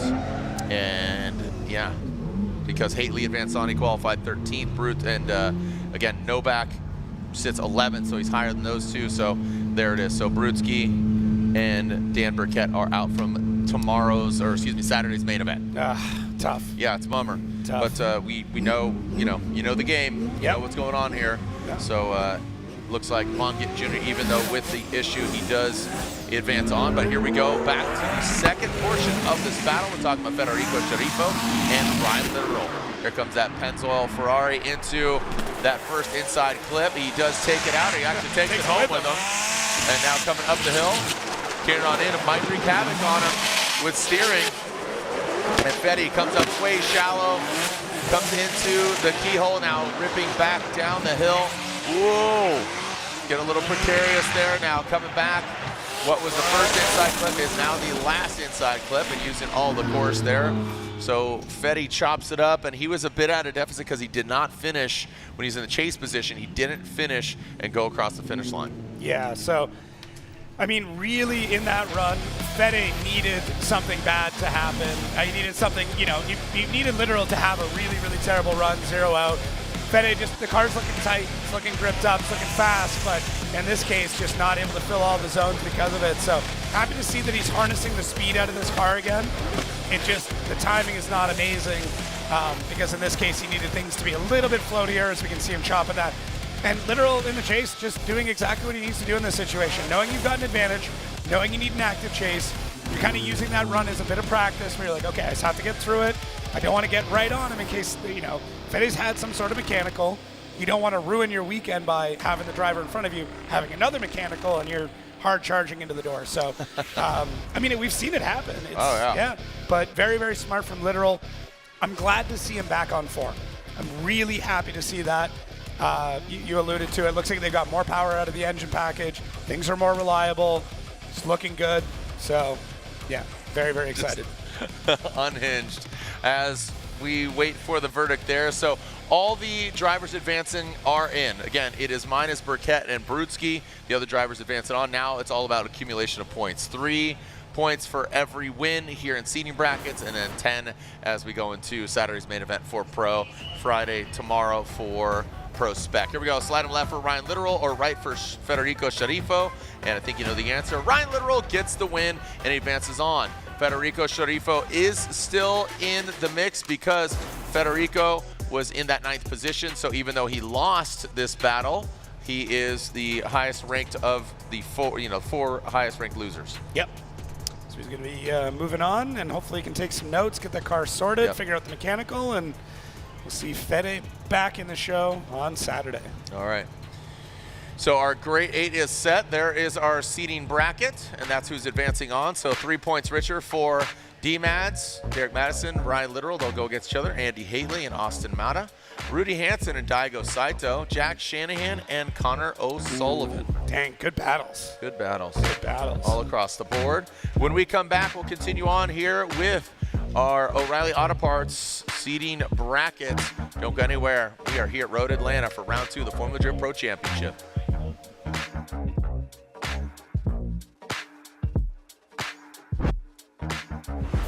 Link ECU, let's get it. We got the spiciest K-Series built. Supercharged Ford Eliminator engine. Oh, good old SR20. Link Monsoon is so rowdy. Naturally aspirated, 1,000 horsepower, LS-based engine. And then we're gonna add nitrous on top of it. Running an S54 controlled by Link ECU.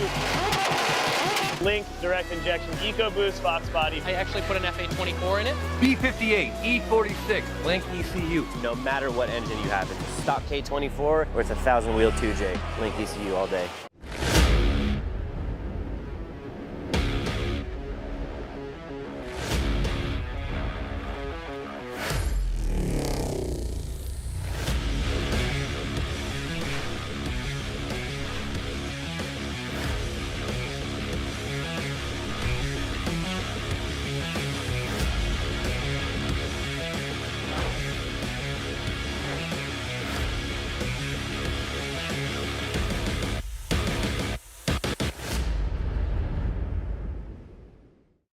Ready to turn your passion into a career? At the College of Applied Technologies at the University of Northwestern Ohio, we offer exciting programs that put you on the path to success. From high-performance motorsports to hybrid electric vehicles, agricultural equipment to robotics and automation, we've got it all. With 70% hands-on education, small classes, and practical real-world experience, you'll gain the skills needed for a profitable and successful career in the skilled trades. Find out more at unoh.edu.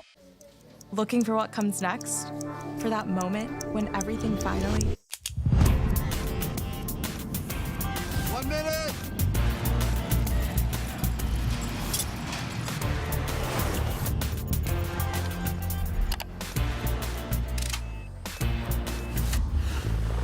Whichever path you choose, it starts here.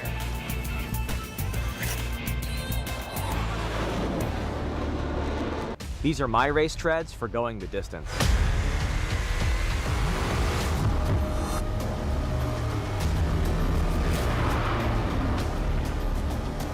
Racetreads.com. Tires for every adventure.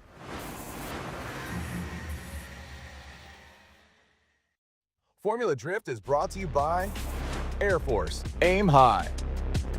Type S, official lighting sponsor of Formula Drift. Lights, camera, power, fun.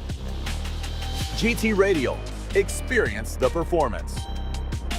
And Fast Orange, the official hand cleaner of Formula Drift.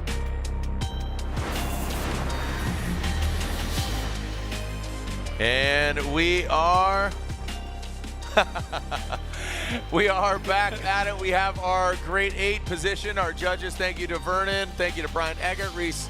We're down here. Say what's up. I'm Jared Deanna. This is Jacob Gittins right here next to me. So thank you for joining us here. This is seeding brackets for pro, and we'll be seeing pro competition on Saturday. Check formulad.com. We'll have, at the end of this broadcast, we'll tell you when to tune in. And of course, we have ProSpec, the Link Engine Management ProSpec Championship, going down tomorrow. In the morning, we have Grid Life both tomorrow and Saturday as well. And then we got Mother's Day. Happy Mother's Day. If I fail to recognize any moms, or if you're any moms watching right now, happy Mother's Day to all the moms out there or in the building. Happy Mother's Day to you on Sunday. Happy birthday to my wife, my boy Sean Northup. Happy birthday to him as well. I know he's not even watching, but I thought I'd give him a shout out right now. Yeah, why not? Yep. And yes, happy Mother's Day to my mom and my beautiful wife sitting at home probably watching right now. There you go. Making some pastries. Probably. I know your wife is a... She was making bunny-shaped pancakes earlier. I'm serious. Breakfast for dinner? Yeah. Heck One of yeah. those nights. All right. Here we are taking a look, and we can see Atlanta, Orlando. That's the end of the month. We got E-Town, St. Louis, Seattle, Grantsville, Utah, and you saw it, the Shoreline Showdown. That's right, LB2. We are changing up. This is a purpose-built track. You know, round 1, we utilized turns 9, 10, 11, the Indy track. Now we are going counter course on Shoreline. If you've ever been down there, basically now where that is what we call the elephant lot. That's where Ford does their activation. And we are working around very permanent light poles in that parking lot. But we are instituting, again, a purpose-built dedicated track. Never been done before. Long Beach, the home of Formula Drift. You know, that's where we started. That's where our offices were for many years. Now we're just down the road, practically just on the borderline of Long Beach. So Long Beach plays a major role. Shout out to Dwight Tanaka, the Cascanian family. Our hearts are with you as well. Just thinking about the Cascanian family and what they've endured. For anybody that knows the Cascanians, shout out to them. Shout out to the Tanaka family. And thank you to all of them, Jim as well, and the Long Beach Grand Prix Association. Thank you for all they do, and the city of Long Beach for absolutely welcoming us with open arms as we continue the action here in our seeding brackets. Now, again, we have our 12 drivers settled in to advance on into head-to-head on Saturday. And now it's all about, you know, accumulating points. Speaking of accumulating points, you can accumulate some dough, baby. Scan that QR code. Let's see if it works here real quick. All right, so I'm doing this. I'm doing that. And boom, it goes right to nxtbets.com. So place your bets. There it is. Look at that. Play Formula Drift for cash. All right, look at that. Of course, I'm not allowed to bet. No, he's locked out. Yeah, I'm locked out. And you immediately, it's like, sorry, Jared. Jared, sorry, you cannot. Yeah, exactly. Always watching, Wazowski. Always watching. Always watching. All right, so again, send it We are live again with another episode of Send It. That's right. The sun has set, and Jacob's big Canadian eyes and blue beanie just always watching as we are getting set for some more head-to-head in our seating brackets. That's right. Yeah. And here we are, D-Mads. Haven't seen him drive yet as of this weekend officially, just practice. But here he goes, D-Mads versus Ryan Litteral. Yeah, D-Mads is looking good in practice. Stopped by the pits earlier. And he's feeling comfortable, he's feeling relaxed, loving the way the car's feeling. Sorted out a lot of bugs. I mean, new build for him that we really didn't get to see much of last year. So it's good. I mean, listen, these are both very simple and very complex cars at the same time, right? It's a lot of just big components, but it's the small stuff, you know, belts coming off, weird electrical things, always the grounds, you know, coil packs, things like that. It's always the 5-cent part, as you always say. And yeah, Derek just feeling like he's got things sorted. Yeah, it was knocking on wood. Yeah, there you go. Knocking on a lot of wood. Announcer's curse, alive and well. D-Mads, Derek Madison, regardless, this is when you want something to go wrong because it is not dire straits right now. Basically, what they need to do is really find the flow, get into it. Just as Ryan Litteral goes right into it. We just saw him run Fetty, and look at Derek Madison. Good transition from him. Comes on up, that coilover depot, out into the keyhole. Look at Litteral, very close to proximity. Love what Litteral is doing, but he's not hitting the marks. So Madison is hitting all the marks. Litteral is just absolutely being very aggressive. Yeah. Yeah, Derek had a few spots back in there where you know, he's got to get into the zones, got to get into the pocket, really like get to where it's laid out in the track. So nice speed coming out of the chicane from both drivers. Looks good there. So Derek a bit shallow. Through this transition, though, I liked the way that Litteral is able to keep the proximity without getting too aggressive.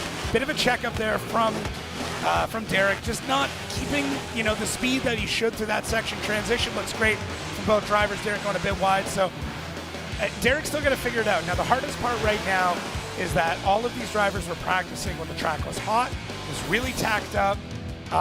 You know, the rubber was basically adhering to everything. Things are changing now.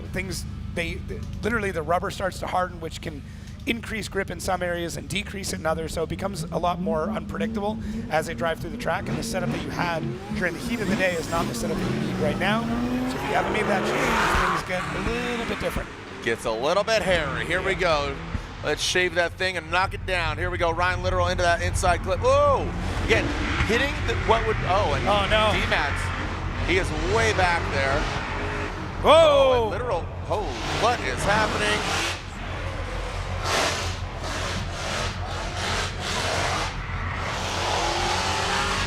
All right, so calamity ensues here. Looked like they might have bashed. Yeah, so Reese brought up immediately. So you see the back wheel, the driver back wheel. So yeah, we're trying to see once we get to the replay if there was some sort of contact made. On inside clip 1, Madison hitting Litteral's back left. Yeah, which could have broke, you know, an arm of some kind, and then now the alignment is just all over the place. So we'll have to see once we get into the replay what's going on. We got spotters already trying to tell us what's going on, but the replay is, I mean, the replay is the truth. Yeah, we'll run it back. That's not where that's supposed to be, though. Yeah, that is tucked in quite a bit. You know, and they did take that shallow line. Did Litteral go off? Was it D-Mads contact? So let's see if we get any contact at initiation. Right there. Yeah. Now, the question, though, was Litteral, was he starting to straighten out? And then there, you can see it even from that point. That wheel just wrong way. All the wrong way. Just flapping in the wind. So there is a momentum zone in there. Litteral is allowed to decel because it's an initiation, but he is way offline. And then Derek actually pushes him further in line. So now this is where things get interesting. Who is at fault for this incident? Because you are allowed to slow down. It is a decel area, but is Litteral in a spot where he should be on throttle again, which he was. You do see him back on throttle, but it's in a place that it's just not, he wasn't going in the correct position. Yep. If he would, where he was getting back on throttle, if Derek wouldn't have hit him, he would have just kind of plowed off course. So look, you can see the correction from Litteral to have to try and get back online, and then Derek almost had nowhere to go. So Man, this is tough. This literally could go either way, but I will, I'm priming the judges here, I will need to get a clarification on this once we get it. Okay. So let's see if if Ryan is able to drive. I mean, there's definitely an arm that's broken in there. Breaking arms. He does like a nice stance-out car, but I mean, that fitment is not right.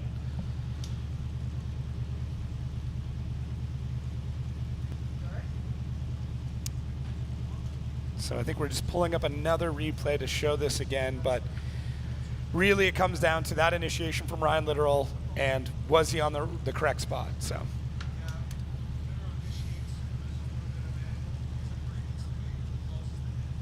Yep. Okay, so. Yeah, that's what I saw. Yeah, so what the judges are indicating right now is that Litteral initiates, but then has to make a correction, and in that correction is when the contact occurs. So let's see here. So tons of angle, loses angle, now there's contact. So Litteral was basically making a correction to make sure he could get around that clip, which he was already way offline.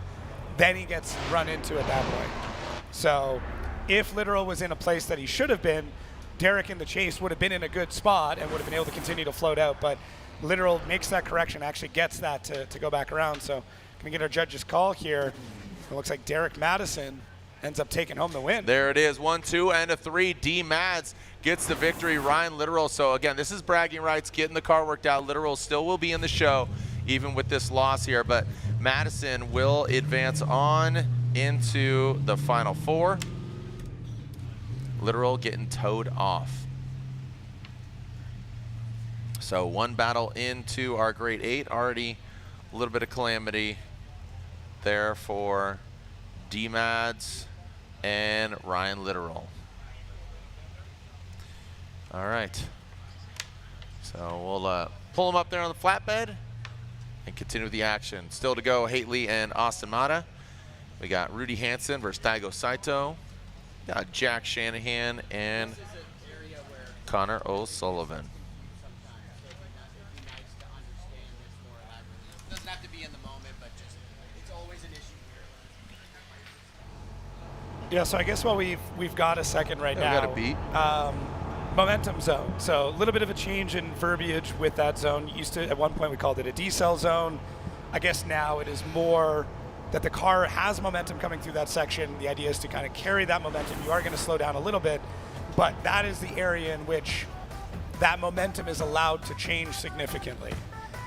The issue I believe that the judges were getting at here is that Litteral was already making a correction just to try and make it around the course, and that is where that incident occurred. So drivers are expected to see a momentum change through there, but it was in the correction that Litteral was making in which the incident occurred. If that makes sense. So there's a lot of moving pieces through there. Regardless, he had no momentum. Yes. Not momentum. Not a momentum to be found, but yeah, just it was in that. If he would have, my thought is, yeah, if Litteral was on the right path, if he had the right line through that section, Derek was in the correct spot. It was the correction that was made by Litteral that ended up causing that incident. So, and it just sucks that, you know, it depending on how the contact is made, if it would have been, you know, Derek's front wheel touched the door of Ryan Litteral, we probably would have continued the battle. Right. But it just happened to be that the contact was made to the rear wheel, broke the arm. That's it for Litteral. So. Yep, but once again, he has tonight and even tomorrow. Yeah. To continue working on the car. It's a relatively easy fix in today's standards. Guys are doing it in less than 5 minutes now. Yep. So. Not me.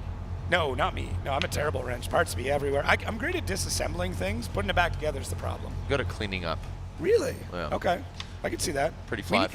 If you and I can find an assembly person, we're set. We're good. Right? You keep it clean. I'll take it apart. We just go from there. Absolutely. That's like my wife cooks. I just clean up. Got it. All right, up next, look at this. We got Austin Matta and the Drift Wizard, the Hateley the Hobo. And we are.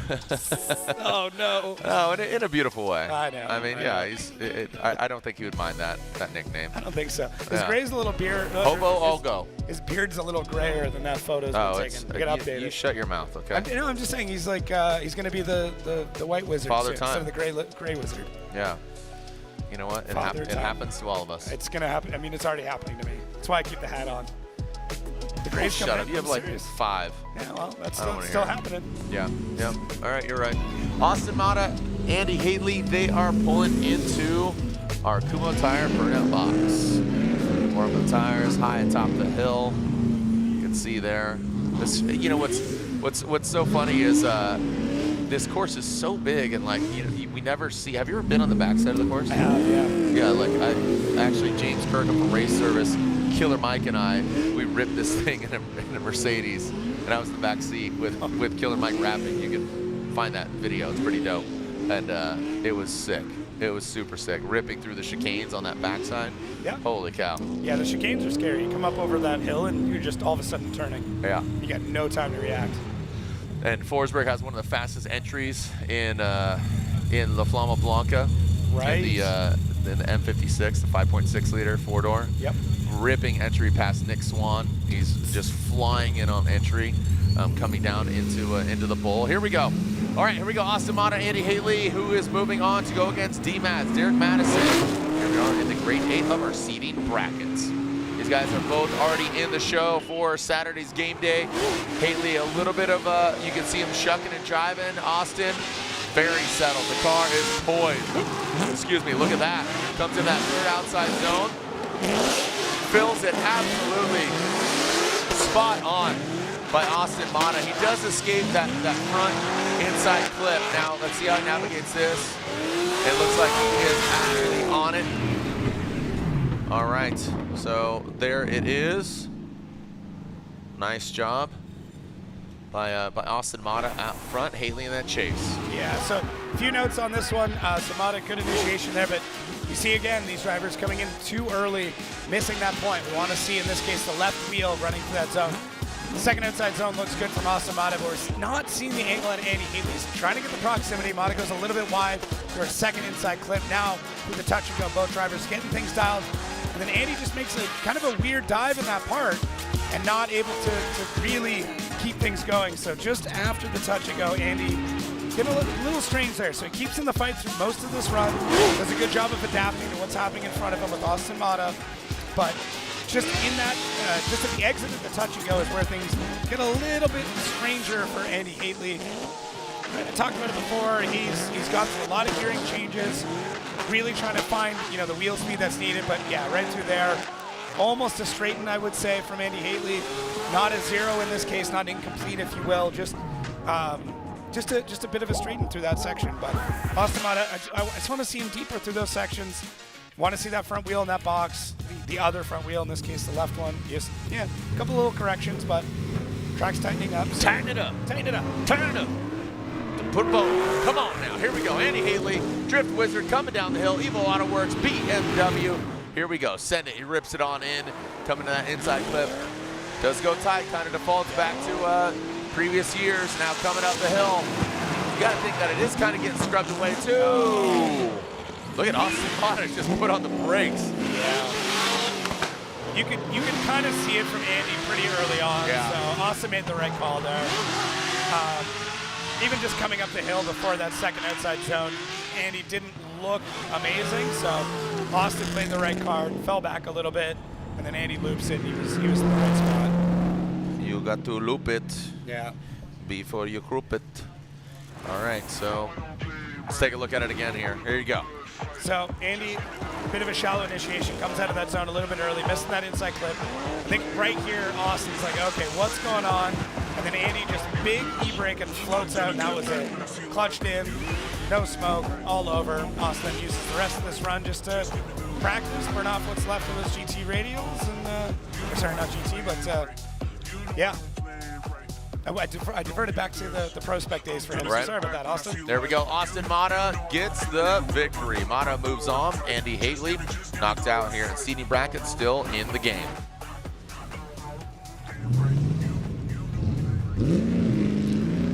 Jumping in the burnout box, Rudy Hansen, another driver we're seeing for the first time in head-to-head in our Type S Grade 8. There's Rudy Hansen and Daigo Saito. Daigo Saito just taken out, or I should say Vaughn taking himself out, having an issue there. Rudy Hansen and his lady doing a pro spec. Did really well, got on the podium, got 3rd place in the seating brackets earlier today. Talking about Shelly Hansen. Yeah, she drove really well. See if it's all in the family now.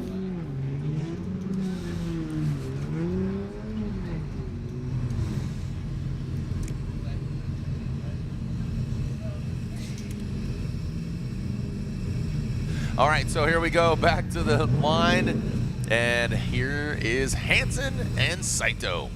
It's got to be a fun battle for Hansen. Like, what? Yeah. Daigo Saito, holy cow. Against the legend. Yeah. You know, the Jerry Young Racing and Juku Racing. Gotta love the Bape livery. I mean, super JDM. You know, gotta love it. Here we go. Hansen out front, Daigo Saito in the chase position.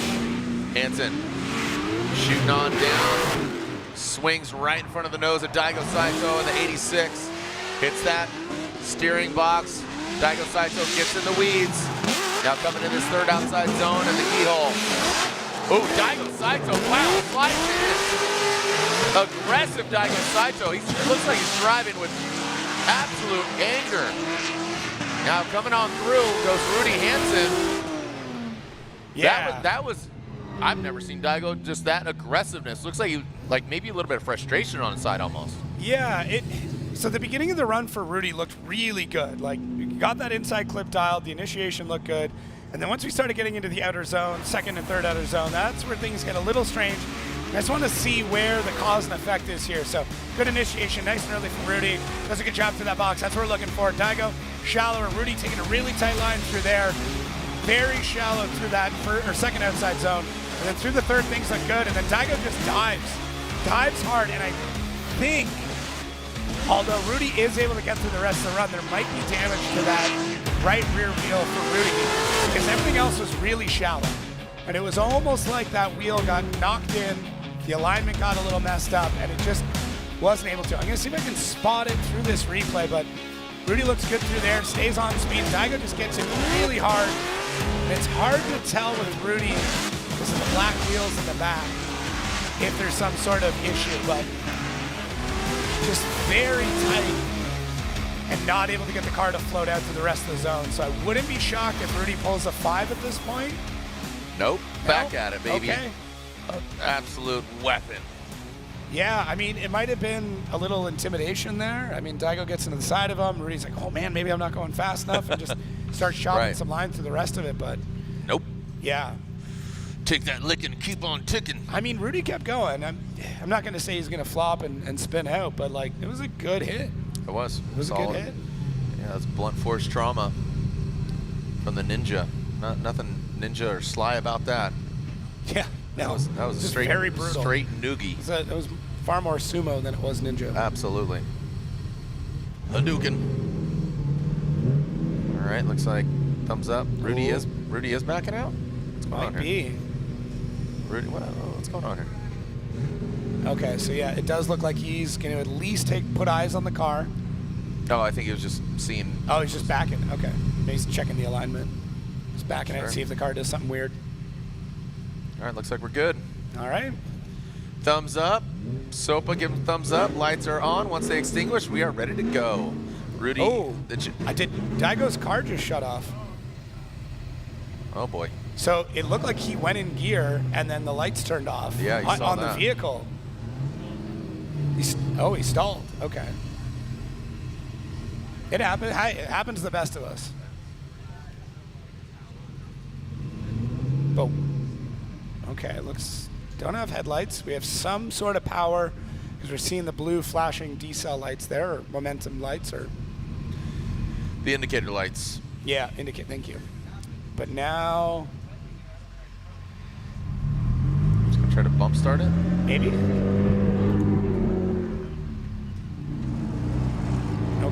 This is every time we think we've seen something. Very peculiar. Yes, peculiar is a good way of putting it.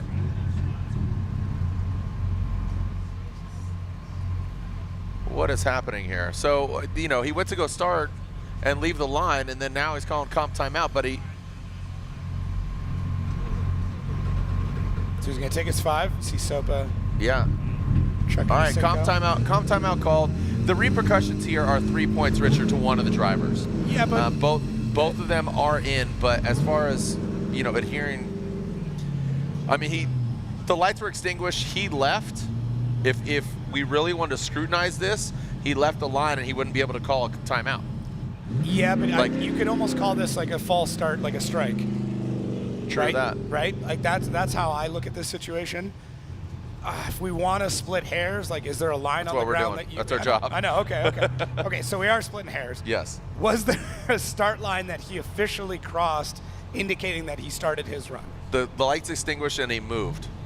Right. That to me. But you could do that and have a false start. There's a certain amount of time in which you have to leave the line. If not, it's considered a strike. Let's look at the replay. I have to bust open the rule book here. Go ahead. You have a computer in your pocket. Which are you using your burner phone or no? Here we go. So there, lights are on. Nothing. He doesn't move. No, the car it jumped it jumped a touch. It jumped a touch. It did jump. I would argue false start. It's a strike, and then that's it. And he went to he couldn't reset the vehicle. So now you have to call a 5. And what? I guess the other argument is that he started his run. I think it's called San Diego, but you know, we'll agree to disagree. That's cool. What was the Santiago. Definition? What was the definition of that again? Santiago. Right. Okay. Yeah, that's what it was. So here we go. Look at ready. Car's off. It went off before the lights even went out. Yeah. So. Okay. I mean, well, Daigo had an issue. Okay. So all that, digesting all that, looking at different angles, call timeout. Yeah. It's all good. Got it. Just fix it. Let's get a full pull. All right. Come on, Daigo. So now we're on to Jack Shanahan, Connor O'Sullivan. Yeah. Right. Yeah. Is O'Sully any part of being Irish at all? I'm not sure. Just very blatantly obvious. I'm sure an Irish name. I'll get a text from his dad now. I'll be like, Right. this is the percentage. Jack Shanahan, Connor O'Sullivan. I mean, look, he's got the red hair. Yeah, that's a good point. O'Sullivan's a pretty Irish name. O'Sullivan versus Shanahan. Jack out front. O'Sullivan out back. Connor Shanahan looking at the screen up here in the judges booth with a sweet coif of hair. He's got his race suit on. So it's a bit of a flex from the drivers walking around in your race suit. Yeah. Just saying. And that head of hair. Right? Looks like a Brillo pad. Scrub your dishes. Yeah. Looks great. All right. Mr. The young Shanahan, baby Shanahan up here with the head of hair. What's going on here now?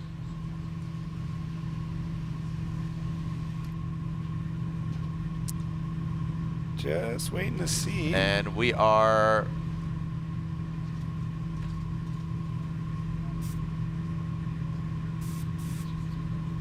just waiting to see what is going on here. Checking out race control. And are we good to go? Shanahan and O'Sullivan getting iced here. And there we go. Looks like the lights on the tower are out right now. Shanahan coming down. O'Sullivan in the chase position. Initiating. There we go, in that first outside zone. Shanahan, the 59. Whoa! O'Sullivan! Wow! Goes on a quest. And here comes Shanahan into the outside zone. O'Sullivan, yes sir, now transitions out of the keyhole. Shanahan keeping it tight. And O'Sullivan angles. Okay.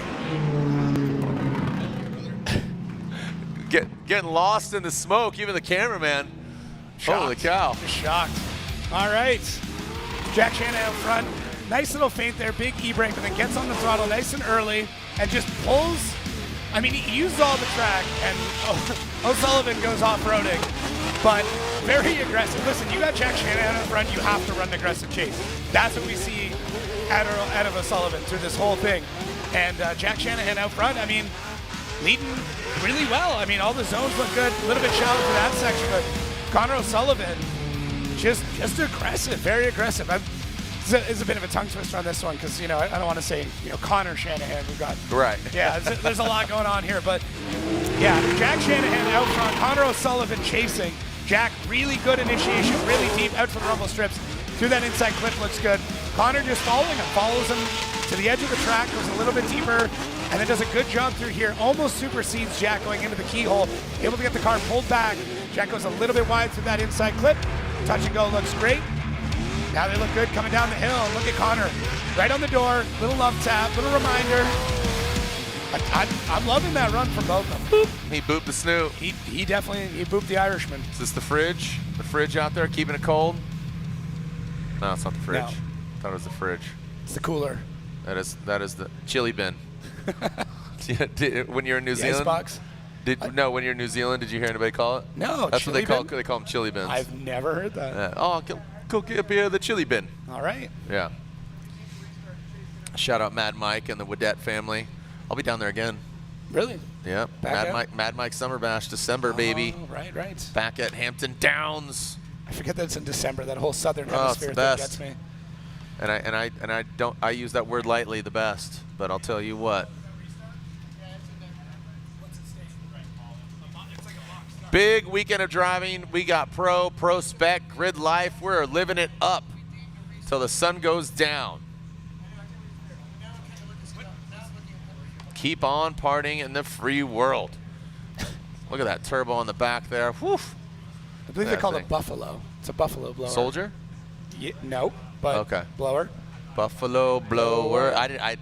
It doesn't go as well. Buffalo blower. Grid live. South Carolina. We're going to Atlanta. Making our way to Midwest Festival at Gingerman Raceway. Summer Apex, Road America, July 25th through 27th. Circuit Legends, Lime Rock Park. Laguna Festival, Laguna Seca in September.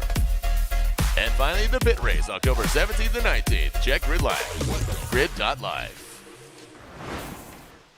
You should be doing radio. That was great. I know. That wasn't even me. I just blacked out. Yeah, some other dude just came in here real quick. Ryan Sage just grabbed the microphone from me. Grid.live. Back to the DJ days. Grid Live. The sort of a new generation. Do you remember Max Headroom? No, you don't. No, that's a little before my time. Yeah, Max Headroom. Look it up. It's like Garbage Pail Kids. That's amazing. Not helping. Yep. Okay. Sesame Street. Yep. Here we go. Connor O'Sullivan, Jack Shanahan. O'Sully will lead. Shanahan will give chase. In a world where one man is potentially Irish, the other one definitely Irish, we will find out if O'Sullivan is Irish. Conversing. So, Sopa chatting with Jack Shanahan there. Oh no. What's going on here? Wonder if he's just asking for a quick re-scrub or a reheat on the tires. Let's give a little scrub. Scrub-a-dub? Yeah, I'm okay. guessing just the amount of time. A little Shanahan scrub? Yep. Okay. Just the bit of downtime there. I think we're fighting with the start light a little bit. It's one of those nights. What a night. Yeah. So I was chatting with Brian there about the stall at the line. Scenario of Daigo. Yeah. So it is deemed a restart as per the rule book as of right now, but then Brian wanted to deep dive a little bit more because there are cases in the rule book where something is written and then there is an elaboration or a continuation of that rule somewhere else. So as of right now, that seems to be the case. It should just be a restart with a stall at the line. So. All right. Here we go. Be a lot cooler if you did. And here we go, taking a look, and there's. Sorry. Brian did your homework. But I said it and I was correct. And then he confirmed, and then Ryan Sage just double confirmed. Section 2. Section 2. Added in 2023. Ooh. Wonder what battle caused again, that was, there's scenarios unfolding every day. Here we go. O'Sullivan will lead. Shanahan giving chase. Shanahan with a little staggered start there. Maybe himself a little bit of quicker run up. Let's see which BMW comes out on top, which O'Sullivan or Shanahan comes out the victor. Ooh, early initiation by Shanahan. O'Sullivan dives in heavy on that inside clip, knocks it over. Old school line, we want to see him. Ooh, look at that angle, man. He is parallel parking that thing in outside zone 3. Shanahan outstirred. And now coming through that final inside clip. Bingo bongo. And rips it on through. Not bad from Shanahan. O'Sullivan, like I said, tight on those inside clips. Yeah. Saw Reese give a little shrug, but you could basically judge the run just by checking Reese's body language tonight. He's very expressive. So, out front, Connor O'Sullivan. Good job to the first outside zone, but the inside clip just way too tight. Comes off it too early. Now Jack does a good job of adapting to our second outside zone and into our third outside zone, really reeling him in. Now right through here, Connor gets almost too much angle. Jack has to cut the line because of the arc that Connor was at to get back into the pocket. They transition back out. That part looked good there. So I think really that inside clip and then almost too much angle through the keyhole and just checking up a little bit. So stoked to see the amount of angle that Connor O'Sullivan is able to throw down. Might have been a bit too much to the keyhole. Jack, though, missing the touch and go, but I would argue that was because of the slowdown that you saw from Connor O'Sullivan. So O'Sully on one for sure, aggressive, love it. He's got to clean it up in a few spots. Jack. Tighten it up. Yeah, Jack. I mean, Jack's looking good. I do think the drivers that haven't driven here before might have that advantage because we're seeing drivers reverting back. So PC Racing custom coilover side by side here. We go back. Remember, O'Sullivan a little crazy through there. Second outside zone looks good for both drivers. Third outside zone, O'Sullivan's a little deeper and gets that inside clip and checks up just a bit. Touch and go, both in the lead, pretty similar. Connor does have a better chase for the second half. That's tough. That's a lot tougher than my initial assessment on it as we go back and rewatch it. As you previously spectated. You get some leanings when you see it live, right? I always try and observe it when you're doing it, listening to the calling, watching what's going on, kind of get an impression. We go through the replay again, and then the side-by-side, once you start going into that area, it gets very, very different. So Jack Shanahan, I don't know, spotter in his ear. Yeah, this vehicle prepped by Rome Charpentier, right? Correct, the RCP team. So Rome just building cars every year, man. Yeah. Just builds another one, gives it to another driver. Yeah, that's obviously his brother. Now they developed a car independently away from RCP. Yeah, first time the two Shanahans kind of separated in the paddock. That's true. Yeah, a little kind of neat. Different perspective for both them. Yeah, and I mean the support's still here. I mean Connor's up here, stressing a little bit. Can see it. We're just seeing where his brother's at. Yeah, I mean there's still support, huge support for the family. Obviously the dad, Uncle Patrick, the whole family. Big support. I always get comments and questions, some DMs later on in the event asking what's going on. So it looks like we got the judges still reviewing, going back through, checking the replays. Still it's tight. It's a tight battle. It is. I think it becomes like what zones you start to carry weight on more. For me, I like to, if there's a mistake early, I think that has more impact. All right. Oh, split decision. And it finally goes to Connor O'Sullivan. So O'Sully gets the victory over Shanahan. Interesting. And we'd love to talk to judges. And which judge do we pick? Reese. If we could wrap out with you again. Still scrutinizing there, but going to you. You chose, who was it? I ended up going with Connor. Okay. And your justification? So when it came to that, we were looking at that Connor did better is that he filled that outside zone 2. He was able to get to inner clip 2, and he was able to get to the touch and go, and he did a really good job at the last inner clip. Jack, unfortunately, did a really good job at inner clip 1. Came up. It was a little shallow coming in outer zone 3. He was a little wide going into this inner clip here right in front of us, which would be inner clip 2. When he comes back, he was way on the inside of inner clip 3. Connor did a better job in those areas, and that's why I went with Connor getting the win on that. All right. Thank you. Fair. Thank you so much to Reese as we go back to the second half of the Saito Hansen battle. We're definitely going to have to see the replay of Hansen and Saito. There was some contact there on that first battle.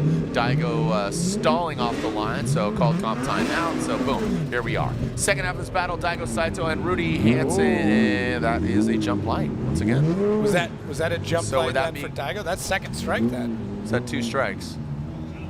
Jump. So that's the second strike for Daigo Saito. Rack 2. So, 3 strikes. 3 strikes, you're out, brother. And I've only seen this twice. I was going to say, we were talking about this today. Yep. Landerville. Yep. And I think it was Landerville. Was it Landerville twice? He didn't do 3 strikes 3 times? I think so. No, it was, I want to say, unfortunately, another Canadian. I only laugh because you're Canadian. That's fine. I love a lot of Canadian friends. I get it. Outside of you. Yeah. Oh. I mean, you're my friend, but like, no, that came out weird. You're seeing other Canadians? I am. Yeah. No. I hate to do this publicly, what about the kids, but I'm man? seeing What about Canadians. the kids? It's not you, it's me. It's not you, it's me. No, it's me that I hate you. Okay. Just kidding. Moving on. Here we go. Daigo Saito will lead Rudy Hansen, give a chase. Hansen, where are you going? Looks like, oh wow, look at the gangster entry from Daigo Saito. Whatever special sauce he got, he just poured a lot of it on there. Speaking of, it comes up short on that outside zone. Oh, fire once again. What the heck? It's just that same spot where he went against Vaughn. It's like smoke signal. I was gonna say ninja smoke bomb. Yeah. By the way, I don't hate you. Just to clarify, I know you I don't hate I you. know It was a you joke. don't. It's fine. I love that you could hear the tire pop off though. Yeah. You could feel it from up here. All right. Yeah. Daigo Saito. I mean, did they like tune another map in there? I don't know what they changed in that. That was crazy fast. But he came up short on outside zone 3, drastically by himself. Pretty much missed it. Yeah. Yes. But yeah, that was wild. I mean, I think Rudy was shocked too. Yeah. It was just a lot going on. So Daigo Saito through the gate. Rudy just grabbing gears, doing whatever he can. Daigo almost going for a backie. We'll talk about the backie entrance here in a minute. But Daigo through the second inside zone is a bit shallow, and then through the third, this replay doesn't show it all the way, but pretty much missing it. There's our pop off. And yeah, just a really quick run there from Daigo. And it just didn't really give an opportunity. Rudy was able to use that point to get back into the chase and really get the proximity back up. And then Daigo just lights it up here and starts to pull away from Rudy. And then that inside clip looked fairly good, although that view pretty heavily covered in smoke. So definitely a tough one. So what I was alluding to was about the backies, where the judges, Reese in particular, more or less indicated that you could, in theory, throw a backie here, but it is incredibly risky and incredibly difficult because that momentum zone actually doesn't follow you far enough that if you pull the backie off, you would actually be slowing outside of the momentum zone. So almost impossible to do while still meeting the trenching criteria, and you would almost certainly shoot off that inside clip and then not be able to make it up to the keyhole. So backie possible, highly unlikely. So we get the judge's decision here. Slide him left for Rudy Hansen. Hansen gets the win, taking out Daigo Saito. So again, all the kerfuffle here and there, and Hansen comes out on top. So we have our final 4 set in our seating brackets after interesting scenarios, but this is where you want the scenarios to kind of show themselves so you get them dialed for Saturday's main event. So Daigo Saito and Rudy Hansen with the, looks like the rave in the back cavity area. They'll make their way back. And Derek Madison has just called the competition time out. No. There's our final 4 in our seating bracket. And Derek Madison, D-Mads, Austin Matta, Rudy Hansen versus Connor O'Sullivan.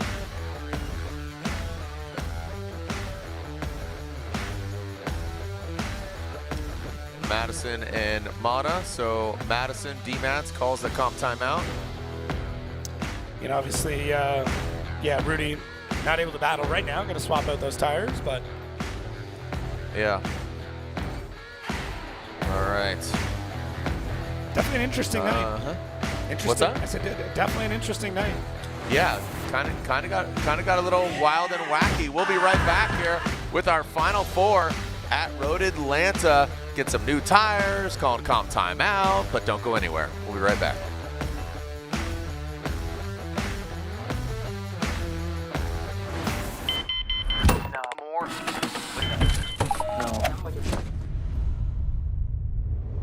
Is this it? This is it! We've been holding power you make for 30 years. But here's the real question. How much torque are you making? Because every single ACT clutch is rated by the torque produced at the crank. That's all your clutch cares about. Your power, your performance, your success. Unrivaled precision, power, and durability. Visit advancedclutch.com today. 30 years of precision engineering and performance excellence. Because every revolution starts at the crank.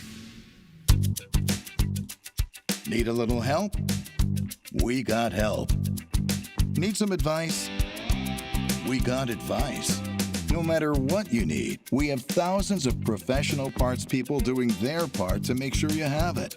Exceptional customer service. Just one part that makes O'Reilly stand apart. The professional parts people. O'Reilly Auto Parts. These are my race treads for when the road ends. These are my race treads for shredding the slopes. These are my race treads for setting the hook.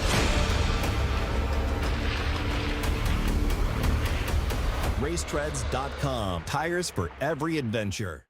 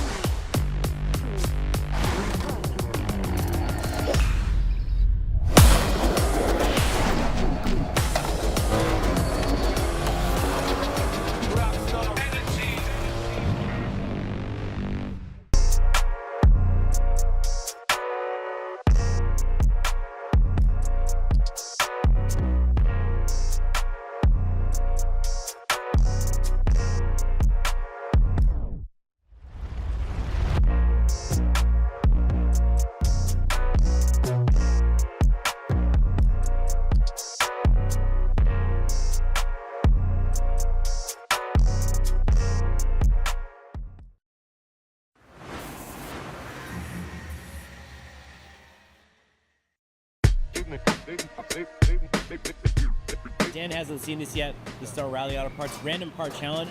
We figure we're going to switch it up a little bit this year. So our first victim is going to be Radan Burkett. Radan, the gears are turning. It's like an idler control valve. Ooh, close. No, it's not. Wait. The EGR valve for a Ford. Wow! To be continued. It's off of a vehicle, but hey, Radan got it right. Look at that. He said EGR valve. That's exactly what this thing is. Victim number 2 for the day on the O'Reilly Auto Parts Random Part Challenge. It's gonna feature. What is that? Wait, it's coming in. But it's something's going here. Yeah, I don't know. Some kind of pressure sensor. 2002 Prius right here. There it is. Good enough for me. What is it? It is an EGR ignition valve. I've never seen that in my life. Yeah, and nor will he ever see one again. So, victim number 3 for the day for the O'Reilly Auto Parts Random Part Challenge is Mario. This bud. Dude, really? You gotta come with me a little bit better than this, bud. It's an EGR valve. Piece of cake. He's a weapon. You make a model? Any guesses? Looking at that connector, I couldn't tell you on the year, make model, none of that Hey, but you got it. There's EGR valve. It is an EGR valve. I knew I should have. No problem. The next victim for the O'Reilly Auto Parts Random Part Challenge, Matt Field. This guy works on this guy upstairs. See what he thinks. What is that? It's definitely like a solenoid of some sort. It's got to be like a starter for a small engine. All right, we're gonna say a headlight solenoid for a 1972 Alfa Romeo. There it is. It's the flicker fluid actuator valve. No, for the Alfa Romeo. Yeah, for the Alfa Romeo. Yeah, it is a EGR valve. Oh, yeah. All right. What a weird thing, dude. Yeah. I'm gonna mess with this. This is street cars. We gotta do this. Yeah. I should have cooked it. Well done, sir. Yeah.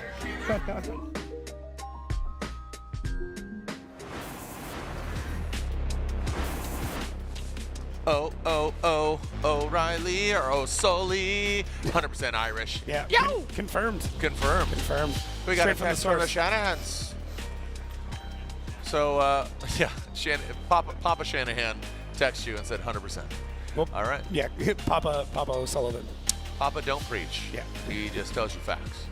So we are in our final four. We saw Derek Madison call a competition timeout. We are also seeing Madison go against Matta, and then Hansen versus O'Sullivan. So Hansen taking out Daigo Saito. O'Sullivan, now this is, again, a cumulative of points. 3 points for every win in our seeding brackets. 10 points in the actual head-to-head competition on game day and Saturday.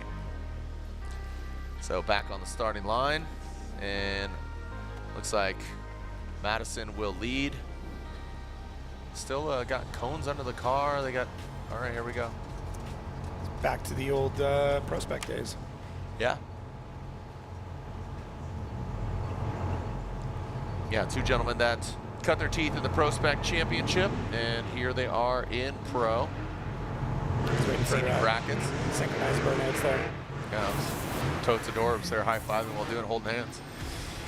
There are the stats, the gentlemen by numbers.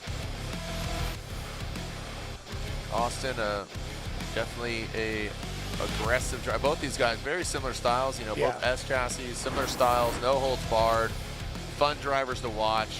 And really like the, well, I was going to say the rookie race, but yeah, Derek Madison's not a rookie anymore, so. No. But I mean, for Matta, I mean, the rookie race is real. So yeah, this could be big for those points, and that's what it will come down to. Yep. And really in the rookie competition, it's usually 1 or 2 points in Look at that. Pull right to the line and bango. Yeah. Sopa right on it. Here we go. Madison will lead Matta, giving chase. Who's going to the finals here in seeding brackets. Now coming in. Here goes. Madison had a long coast and then just back on it. Matta definitely, he did adapt to it. Down that third outside zone.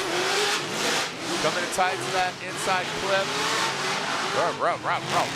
Just lifting it off and on, just kind of real dramatic with these two V8s.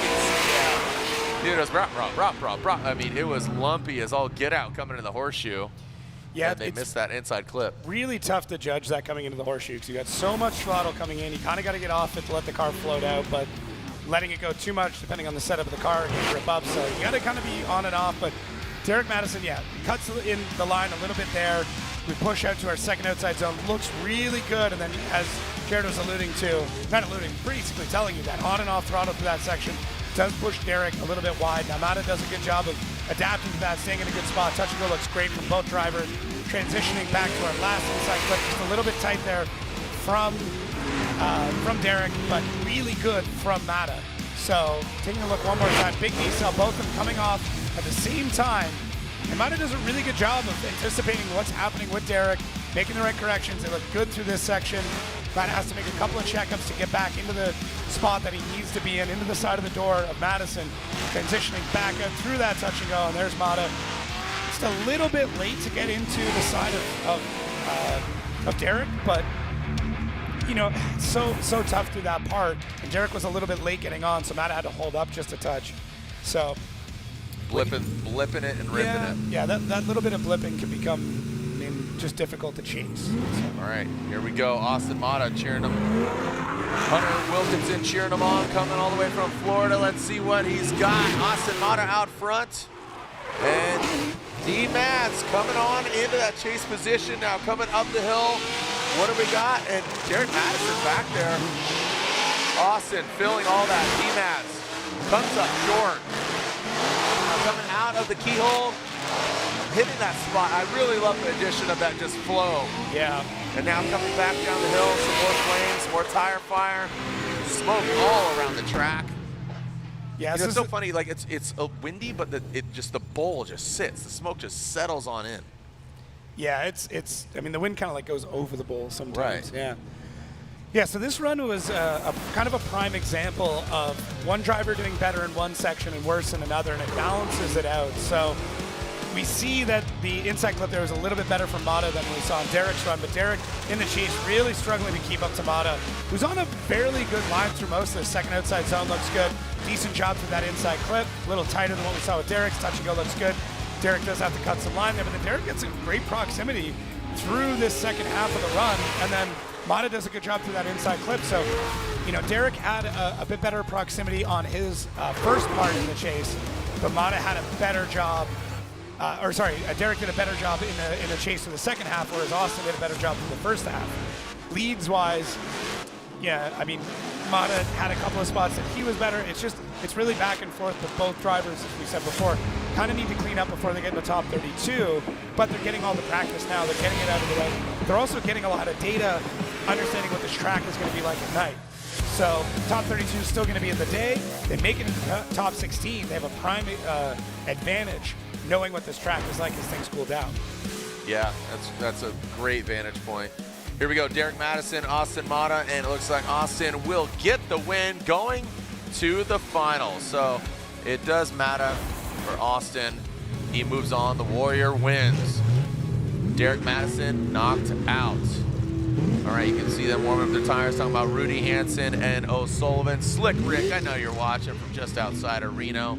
Slicky Ricky, we saw you crushing beers and crushing a good time. Slick Rick, thanks for tuning in, brother. Rudy Hansen, again, just fresh off looks like he's coming off the wave runner. Jet ski, yeah. The jet ski, just out there shredding. O'Sullivan, just focused, laser focused. But you can't look at Rudy Hansen in the eyes, he'll turn to stone. Yeah, he's got to wear those glasses for everyone's safety. Yeah, it's for your safety, for our safety. Yeah. Yeah. Tough to be an announcer when you're made of stone. Rudy Tooty Fresh and Fruity Hansen. So who's going against Austin in the finals? Local time, 9:46. We'll get you home for dessert. Not dinner time. But we have fans texting and DMing, making their way.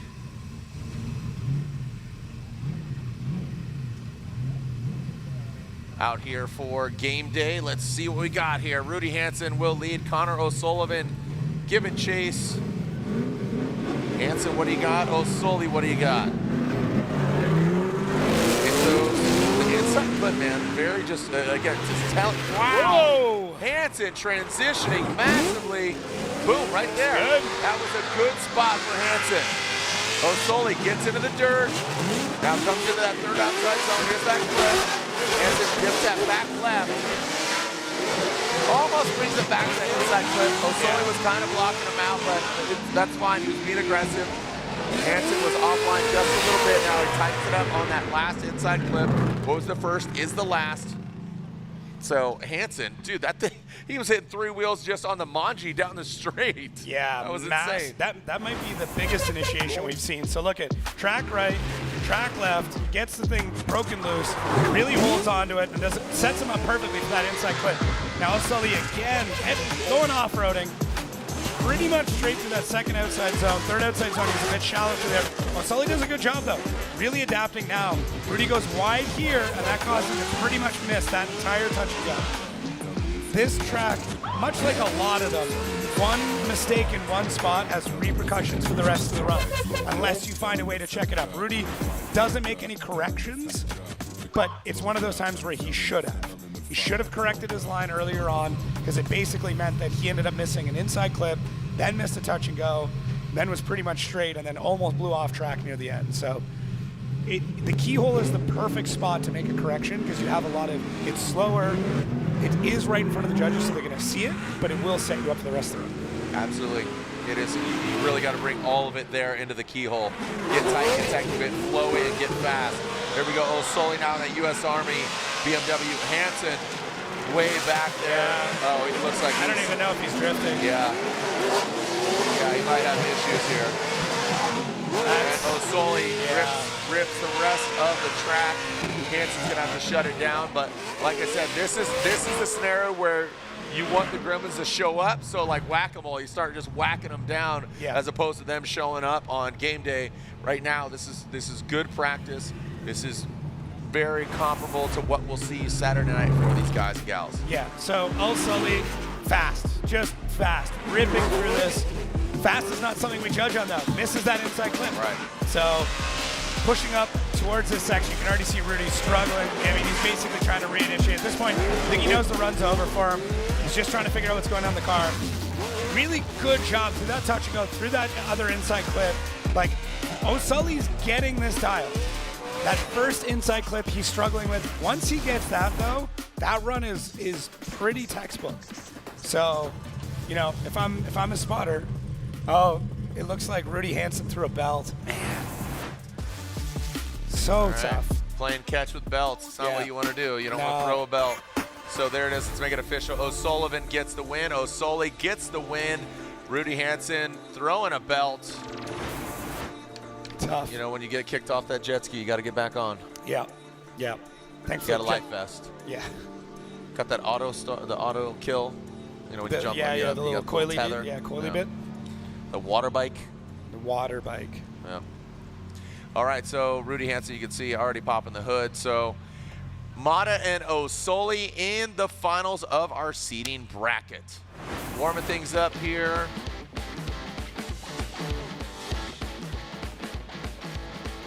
So our finals are set. So as we talked about, the only two out of all these names, unfortunately not in the show, Dan Burkett and that of, it was Brutzky. Right. So Brutzky and Burkett. So TLO, Gittin Jr, Noback, and Sceriffo, given their seeding, they advance on. There's Rudy Hansen. There's the belt in the hand. You want that under the hood, not outside the car. Son of a gun. Yeah. Maybe he'll head down to his pits. Maybe he'll sign it and give it to you. Yeah. He's not going to need it, so. Nope. New belt, slightly used. Yeah. Oh, such a bummer. Yeah, I mean, it does make for a good set of finals, though. I mean, we're going to be looking at Matta and O'Sullivan. I mean, good. I mean, it's really going back. This is going back to that the idea of the battle for the rookie. Yeah. So, true. Yeah, like this will mean a lot to that chase. Okay, so you know what? Congratulations to all of the Hall of Fame inductees, Reese, Sam, Tanner Faust, and now our first ever non-driver initiated into the Formula Drift Hall of Fame, a good friend of mine and of yours and of the world's, Larry Chen. Congratulations to Larry Chen at Long Beach. He was initiated officially, and he is your first ever non-driver basically inducted into the Formula Drift Hall of Fame. Let's take a look back. And here it is. The party continues. We have an action-packed opening ceremony.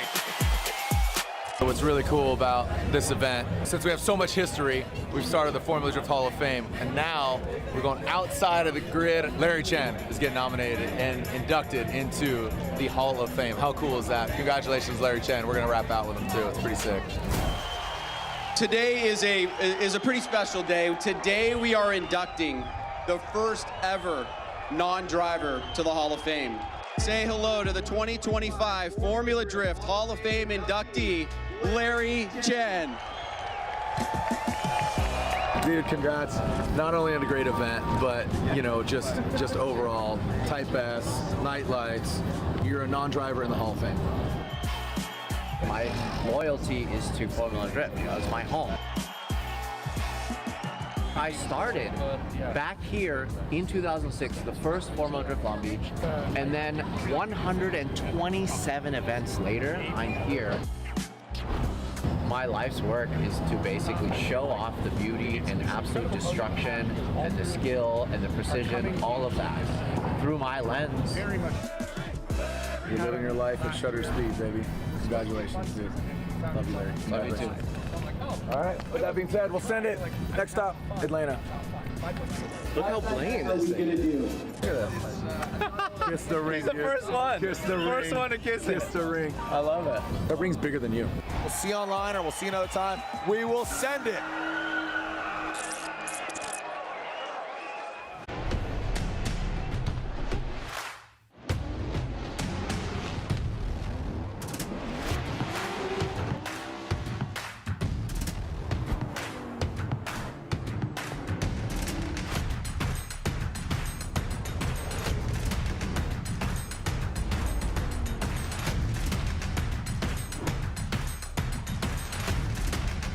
GT Radio. Experience ultra high performance.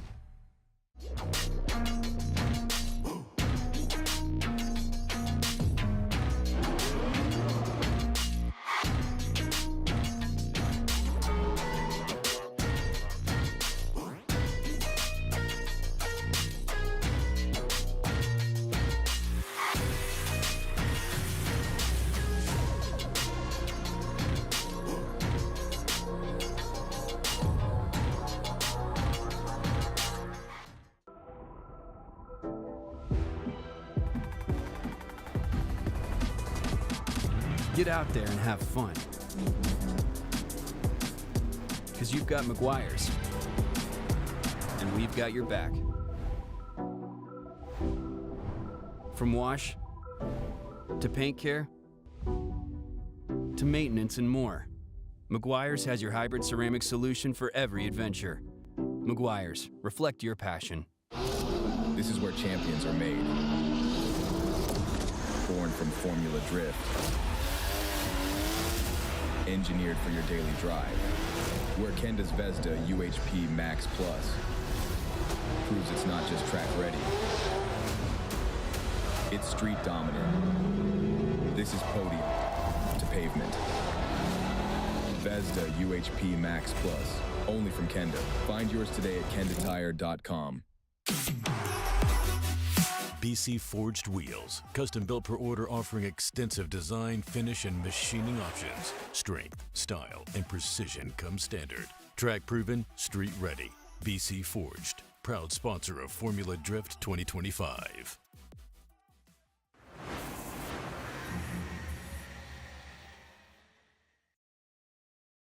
Welcome back to the streets of Long Beach. Once again, here we are. Cars are staged, the flags are waving, the umbrellas are out, the track is hot, the wind is blowing, and the drivers are ready. Here's Chris, the Force, for first! Force bring applying the pressure outside zone 3. Make some noise for Northern California zone, the beat from the Bay, Matt Vito! Do that first outside zone, that Corvette slides it. Oh!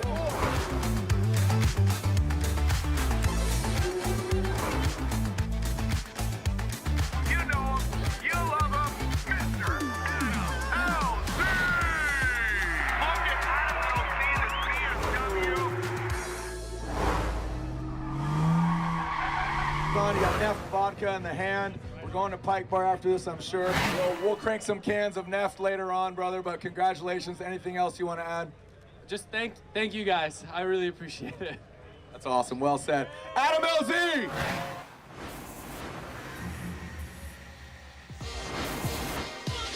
We are getting droned up here. Send it. We're on another episode of Send It right now. Drones always watching us as we are one more battle left for our seating brackets, baby. Ryan stretching out over here. Ryan Sage, thanks to Vernon. Brian Eggert, Reese, Matt Skills, Marin. What do you got? No, just Ryan looked like he was getting ready to do yoga. Oh, yeah. He's got room. I'm like, the spotters are gone. I'm waiting for him to... Ready to fire up the downward dog over there. Where my dog's at. Woo, woo. Austin Matta, Connor O'Sullivan, our seating bracket final. Who's going to be, again, a 3, a 6, a 9, a 12 points richer as opposed to 9 points. Talking about third place. Who gets third place here in that position? Either Derek Madison or Hansen. I believe it'll be Madison, yeah, because he would have been first on that ranking system, so Team Ad. All right, so one of the drivers, either Hansen or Madison, gets third place, depending on their ranking. Whatever.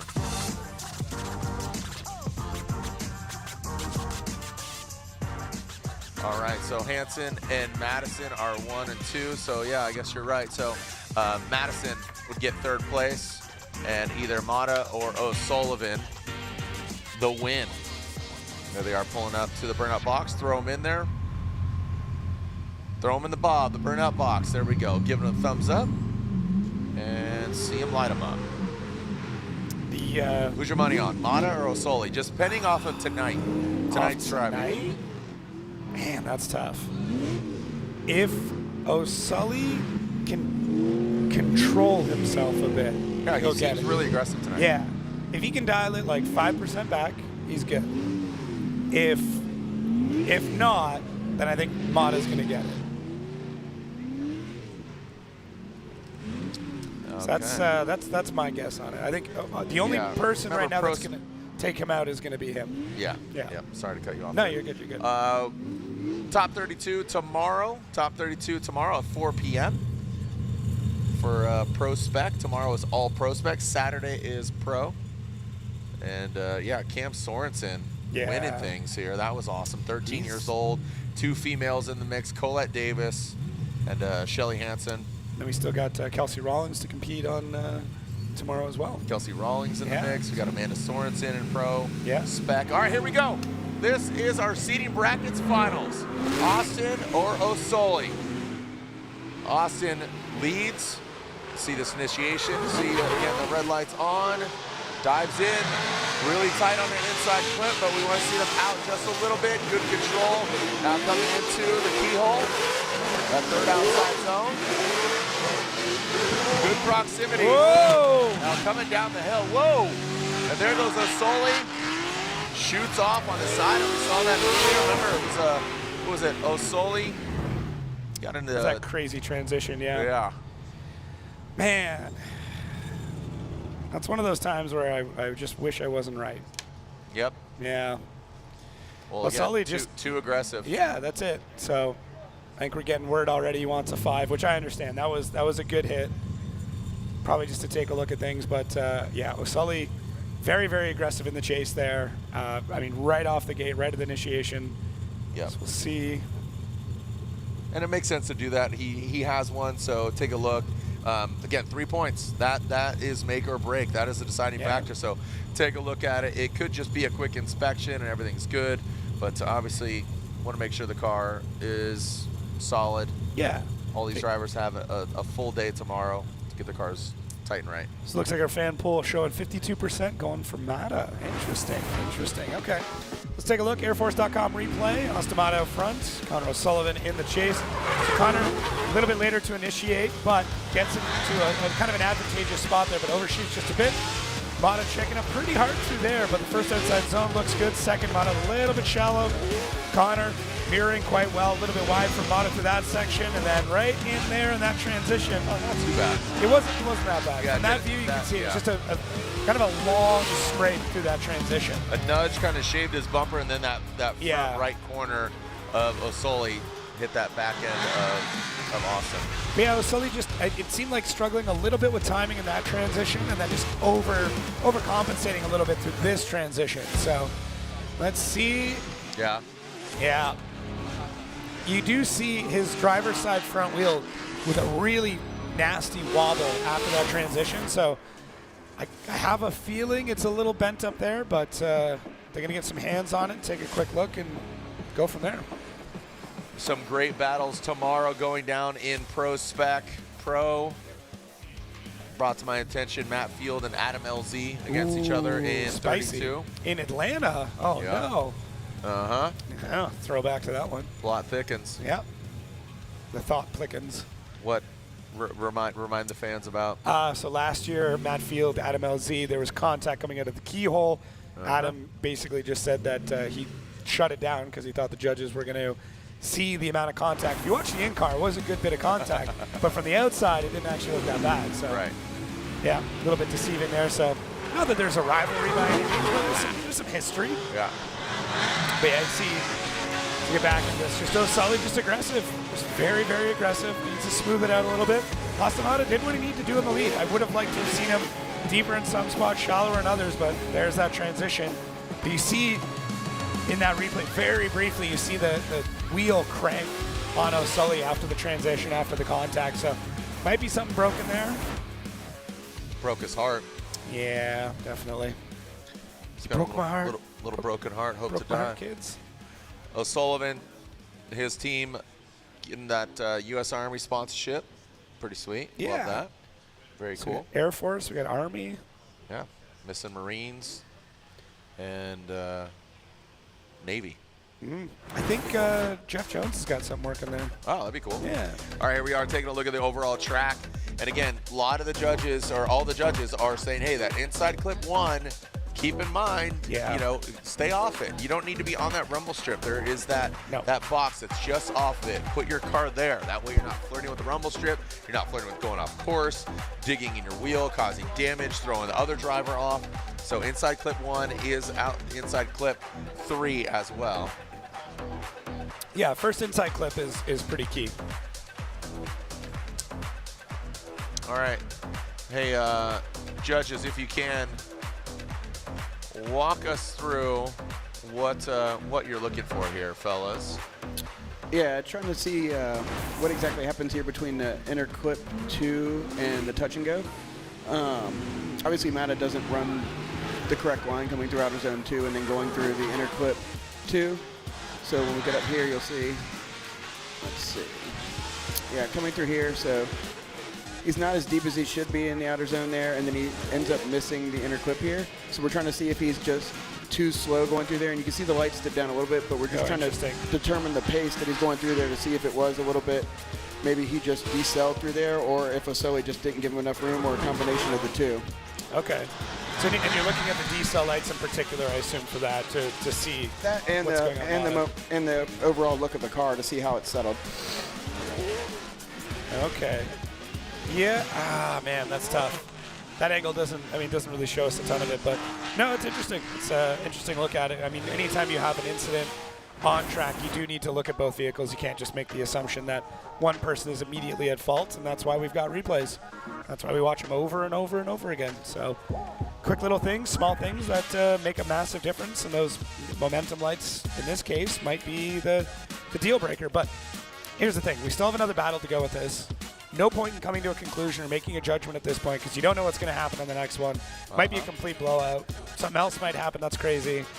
And then you're pretty much going to know at that point.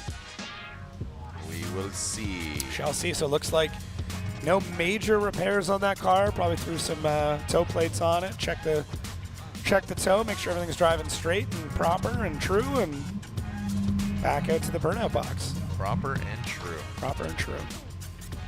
Plum, maybe? I don't think it. I mean, there's going to be camber, so it's not going to be plum.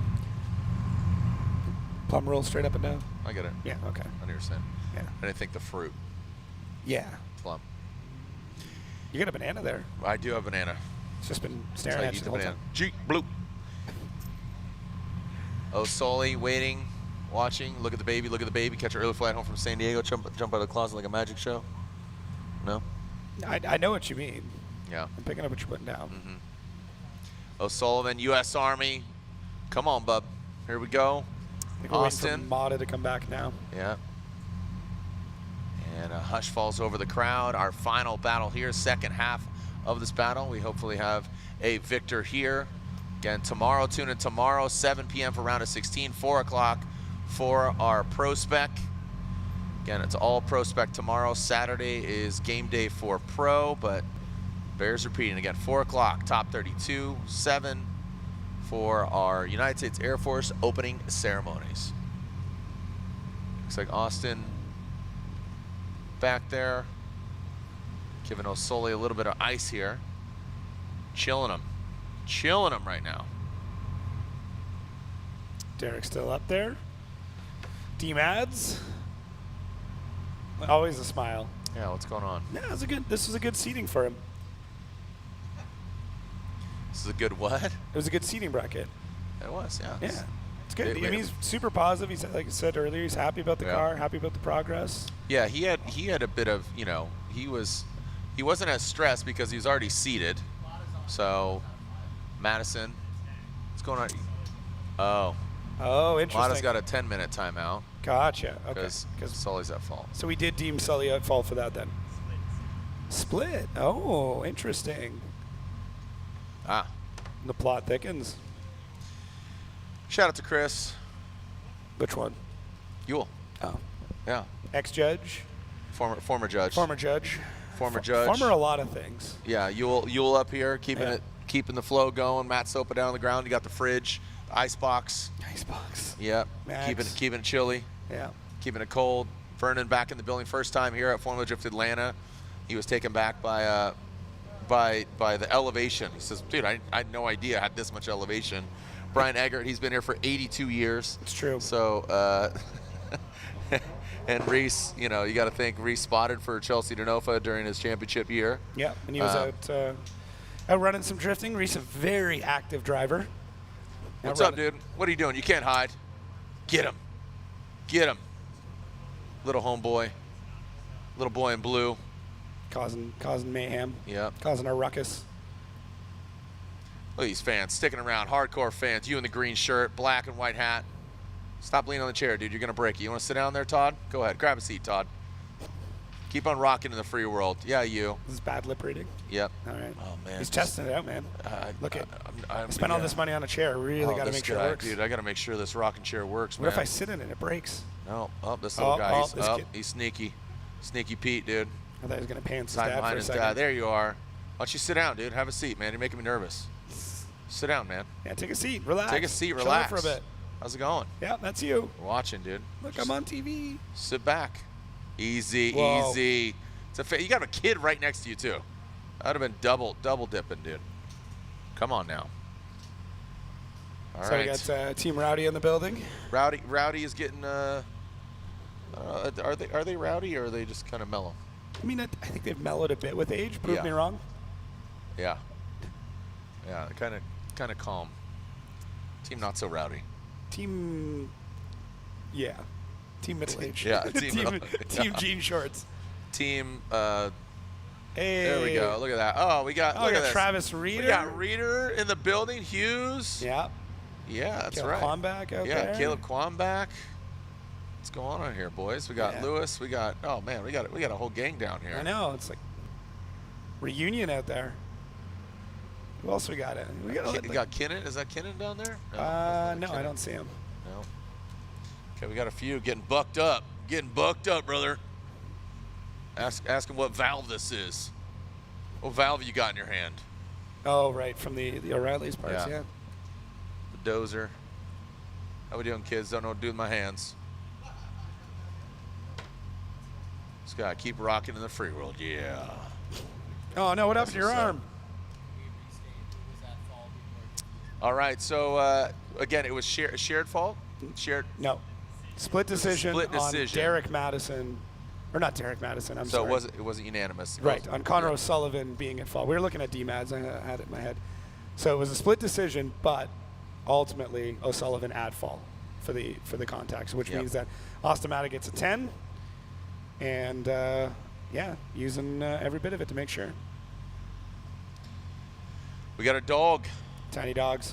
Tiny dogs. Hold me closer, tiny dog.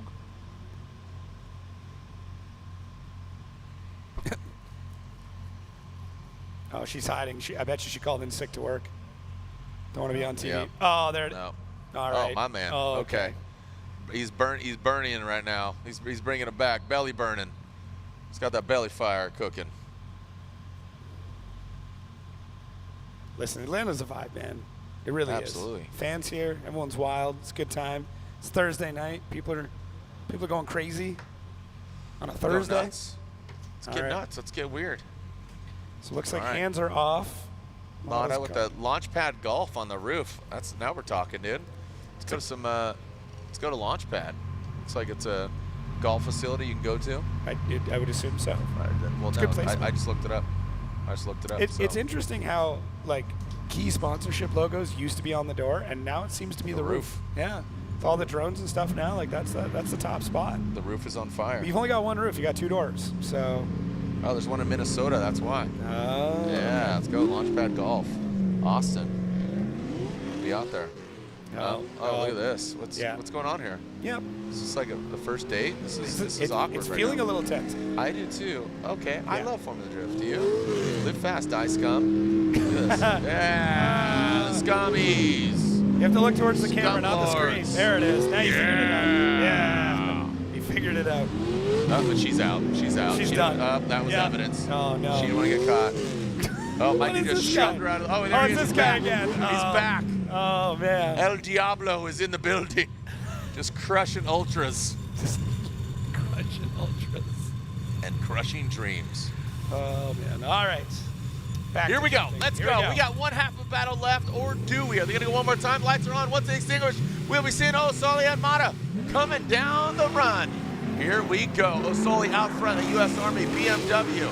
Matta in tow. Are they 100%? We will see. O'Sullivan, big long initiation. It's an inside clip, pulls that front left off the ground, coming up into the keyhole. Here goes Osoli, boom, puts it right in outside zone 3. Outside zone 3. Osoli, you know, he was at fault, right? Yeah. So he needs to make it back. Ripping. Absolutely, a little late there from Osoli. Aggressive in the rear. Again, a split decision was not unanimous, so it does not mean that he has an advantage automatically. But as we wait for the victor, here we take a look at the U.S. Air Force replay. Yeah, Osoli just driving angry. Initiation super early, gets out there. Does a good job through that inside clip. I mean, not perfect, but learning, listening, adapting, love it. Second outside zone looks good. Third outside zone looks good. And Matta just kind of shook a bit. Now, I mean, really good job through that inside clip. Touch and go. I mean, Osoli, you drive like this the rest of the weekend, man. You're taking home some hardware, that's for sure. That is a completely different run. Very aggressive. It didn't go overboard. And Austin Matta in the chase, knowing he's got a bit of an advantage. Not going crazy, not going ham, doing what he needs to do. So Osoli could have been a little bit longer through that first zone on initiation. Like to see him push out a little bit more, but making the corrections. I mean, this is how we want Osoli to drive. This is how we want a lot of drivers to drive. Made the correction, took the notes. Very happy. Matta could have been a bit more active in the chase, but also knowing you've got that advantage, you got to play that. Because I mean, yeah, it's the right call. But I think we got a decision here. It sounds like. So all right, bring him down. We got a verdict here, kids.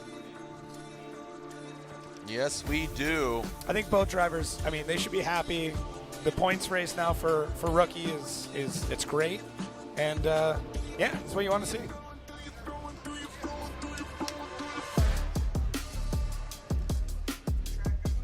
Let's be bringing down both drivers, and well, Derek Madison as well. It is not unanimous. It is not a unanimous decision. So, right, or was it? It was 2-1, not unanimous, right? Interesting. Yeah, 2-1. It's all good. Yeah.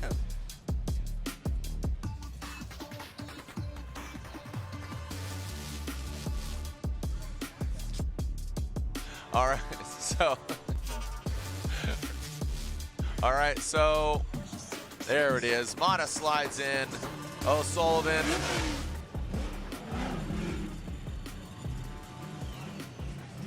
All right. Okay. All right, so again, it was, and are we bringing third place down? It don't matter, but it does matter. It does matter. It does matter because, again, the three, so again, you can win a total of max of 12, and the winner winning 12 here overall. So again, 3 points each win. And bringing them on in, it looks like D-Mads, Derek Madison joining them down here. We saw him down there up on the tower or up on the top of the run. So stepping outside of their car, we'll rattle them off here. So thank you to our judges, Vernon, Brian, and Reese. And now your podium here in our pro seating brackets, round 2 of the Formula Jet Pro Championship. Third place from St. Louis, Derek Madison, D-Mads. Congratulations, Derek Madison getting third place, Team Infamous. Congratulations to him. And now your winner, again, not unanimous, it was 2-1. So hard-fought battle all the way. Again, 12 points richer here in pro seating brackets. Your winner is Austin Matta gets the win. Matta 2-1 gets the victory, comes out on top. Connor O'Sullivan, Osoli gets second place. Congratulations, the Warrior takes one to the face, but it was a hard battle. Again, congratulations, Austin, Osoli, and D-Mads, 1, 2, and 3, and here it is. So there it is, 1 vote for O'Sullivan, and the other 2 siding with Austin Matta. Well, Jacob, anything you want to add, bud? But again, drug on a little bit there towards the end, but overall, some good driving. Worth it. Yeah, it gets me stoked. I mean, one, I get a bit of a break tomorrow, so I get to just sit back and really enjoy Pro Spec, which is awesome. But this gets me stoked for Saturday. It gets me stoked for top 32, and one of the best-looking rookie classes we've had in a very long time. some great driving, some good cars, a lot of excitement there in Pro Spec tomorrow. Pro goes down, but 4 o'clock, 7 o'clock, those are times 32, top 16. Myself and Matt Sopa will be your tour guides for tomorrow. Our same judges, Vernon, Brian, and Reese. Thank you so much to our whole staff, both on track, off track, our ticketing, everybody. Thank you to the fans. Thank you to our sponsors. Without this, none of it would be possible. Happy birthday to my wife. And again, happy Mother's Day to those tuning in. And taking a look at this, yeah, James Dean and Vaughn Jr. in 32. Tygo, Saito, Connor Shanahan. Saito and Shanahan. Oh, man, this is good. Dude, Gucci and Matta. Forsberg and Jack Shanahan. Manoa, Hansen. Dude, this, oh, man. Saturday is going to be wild. Yep, Beecham and RCP. Hobson and Simon Olsen. Ryan versus Ryan. Jonathan versus Jonathan. Okay, yeah. Oh, tongue twisters galore. Exactly. Well, thank you so much, Jacob. Appreciate it. See you tomorrow. I mean, you won't be up here in the booth, but I'll see you around. Can't miss you in the blue beanie. But thank you to all the fans. Thank you to the staff. Thank you to everybody. My name's Jared Deanna. We'll see you online, and we'll see you another time. Send it here from Atlanta.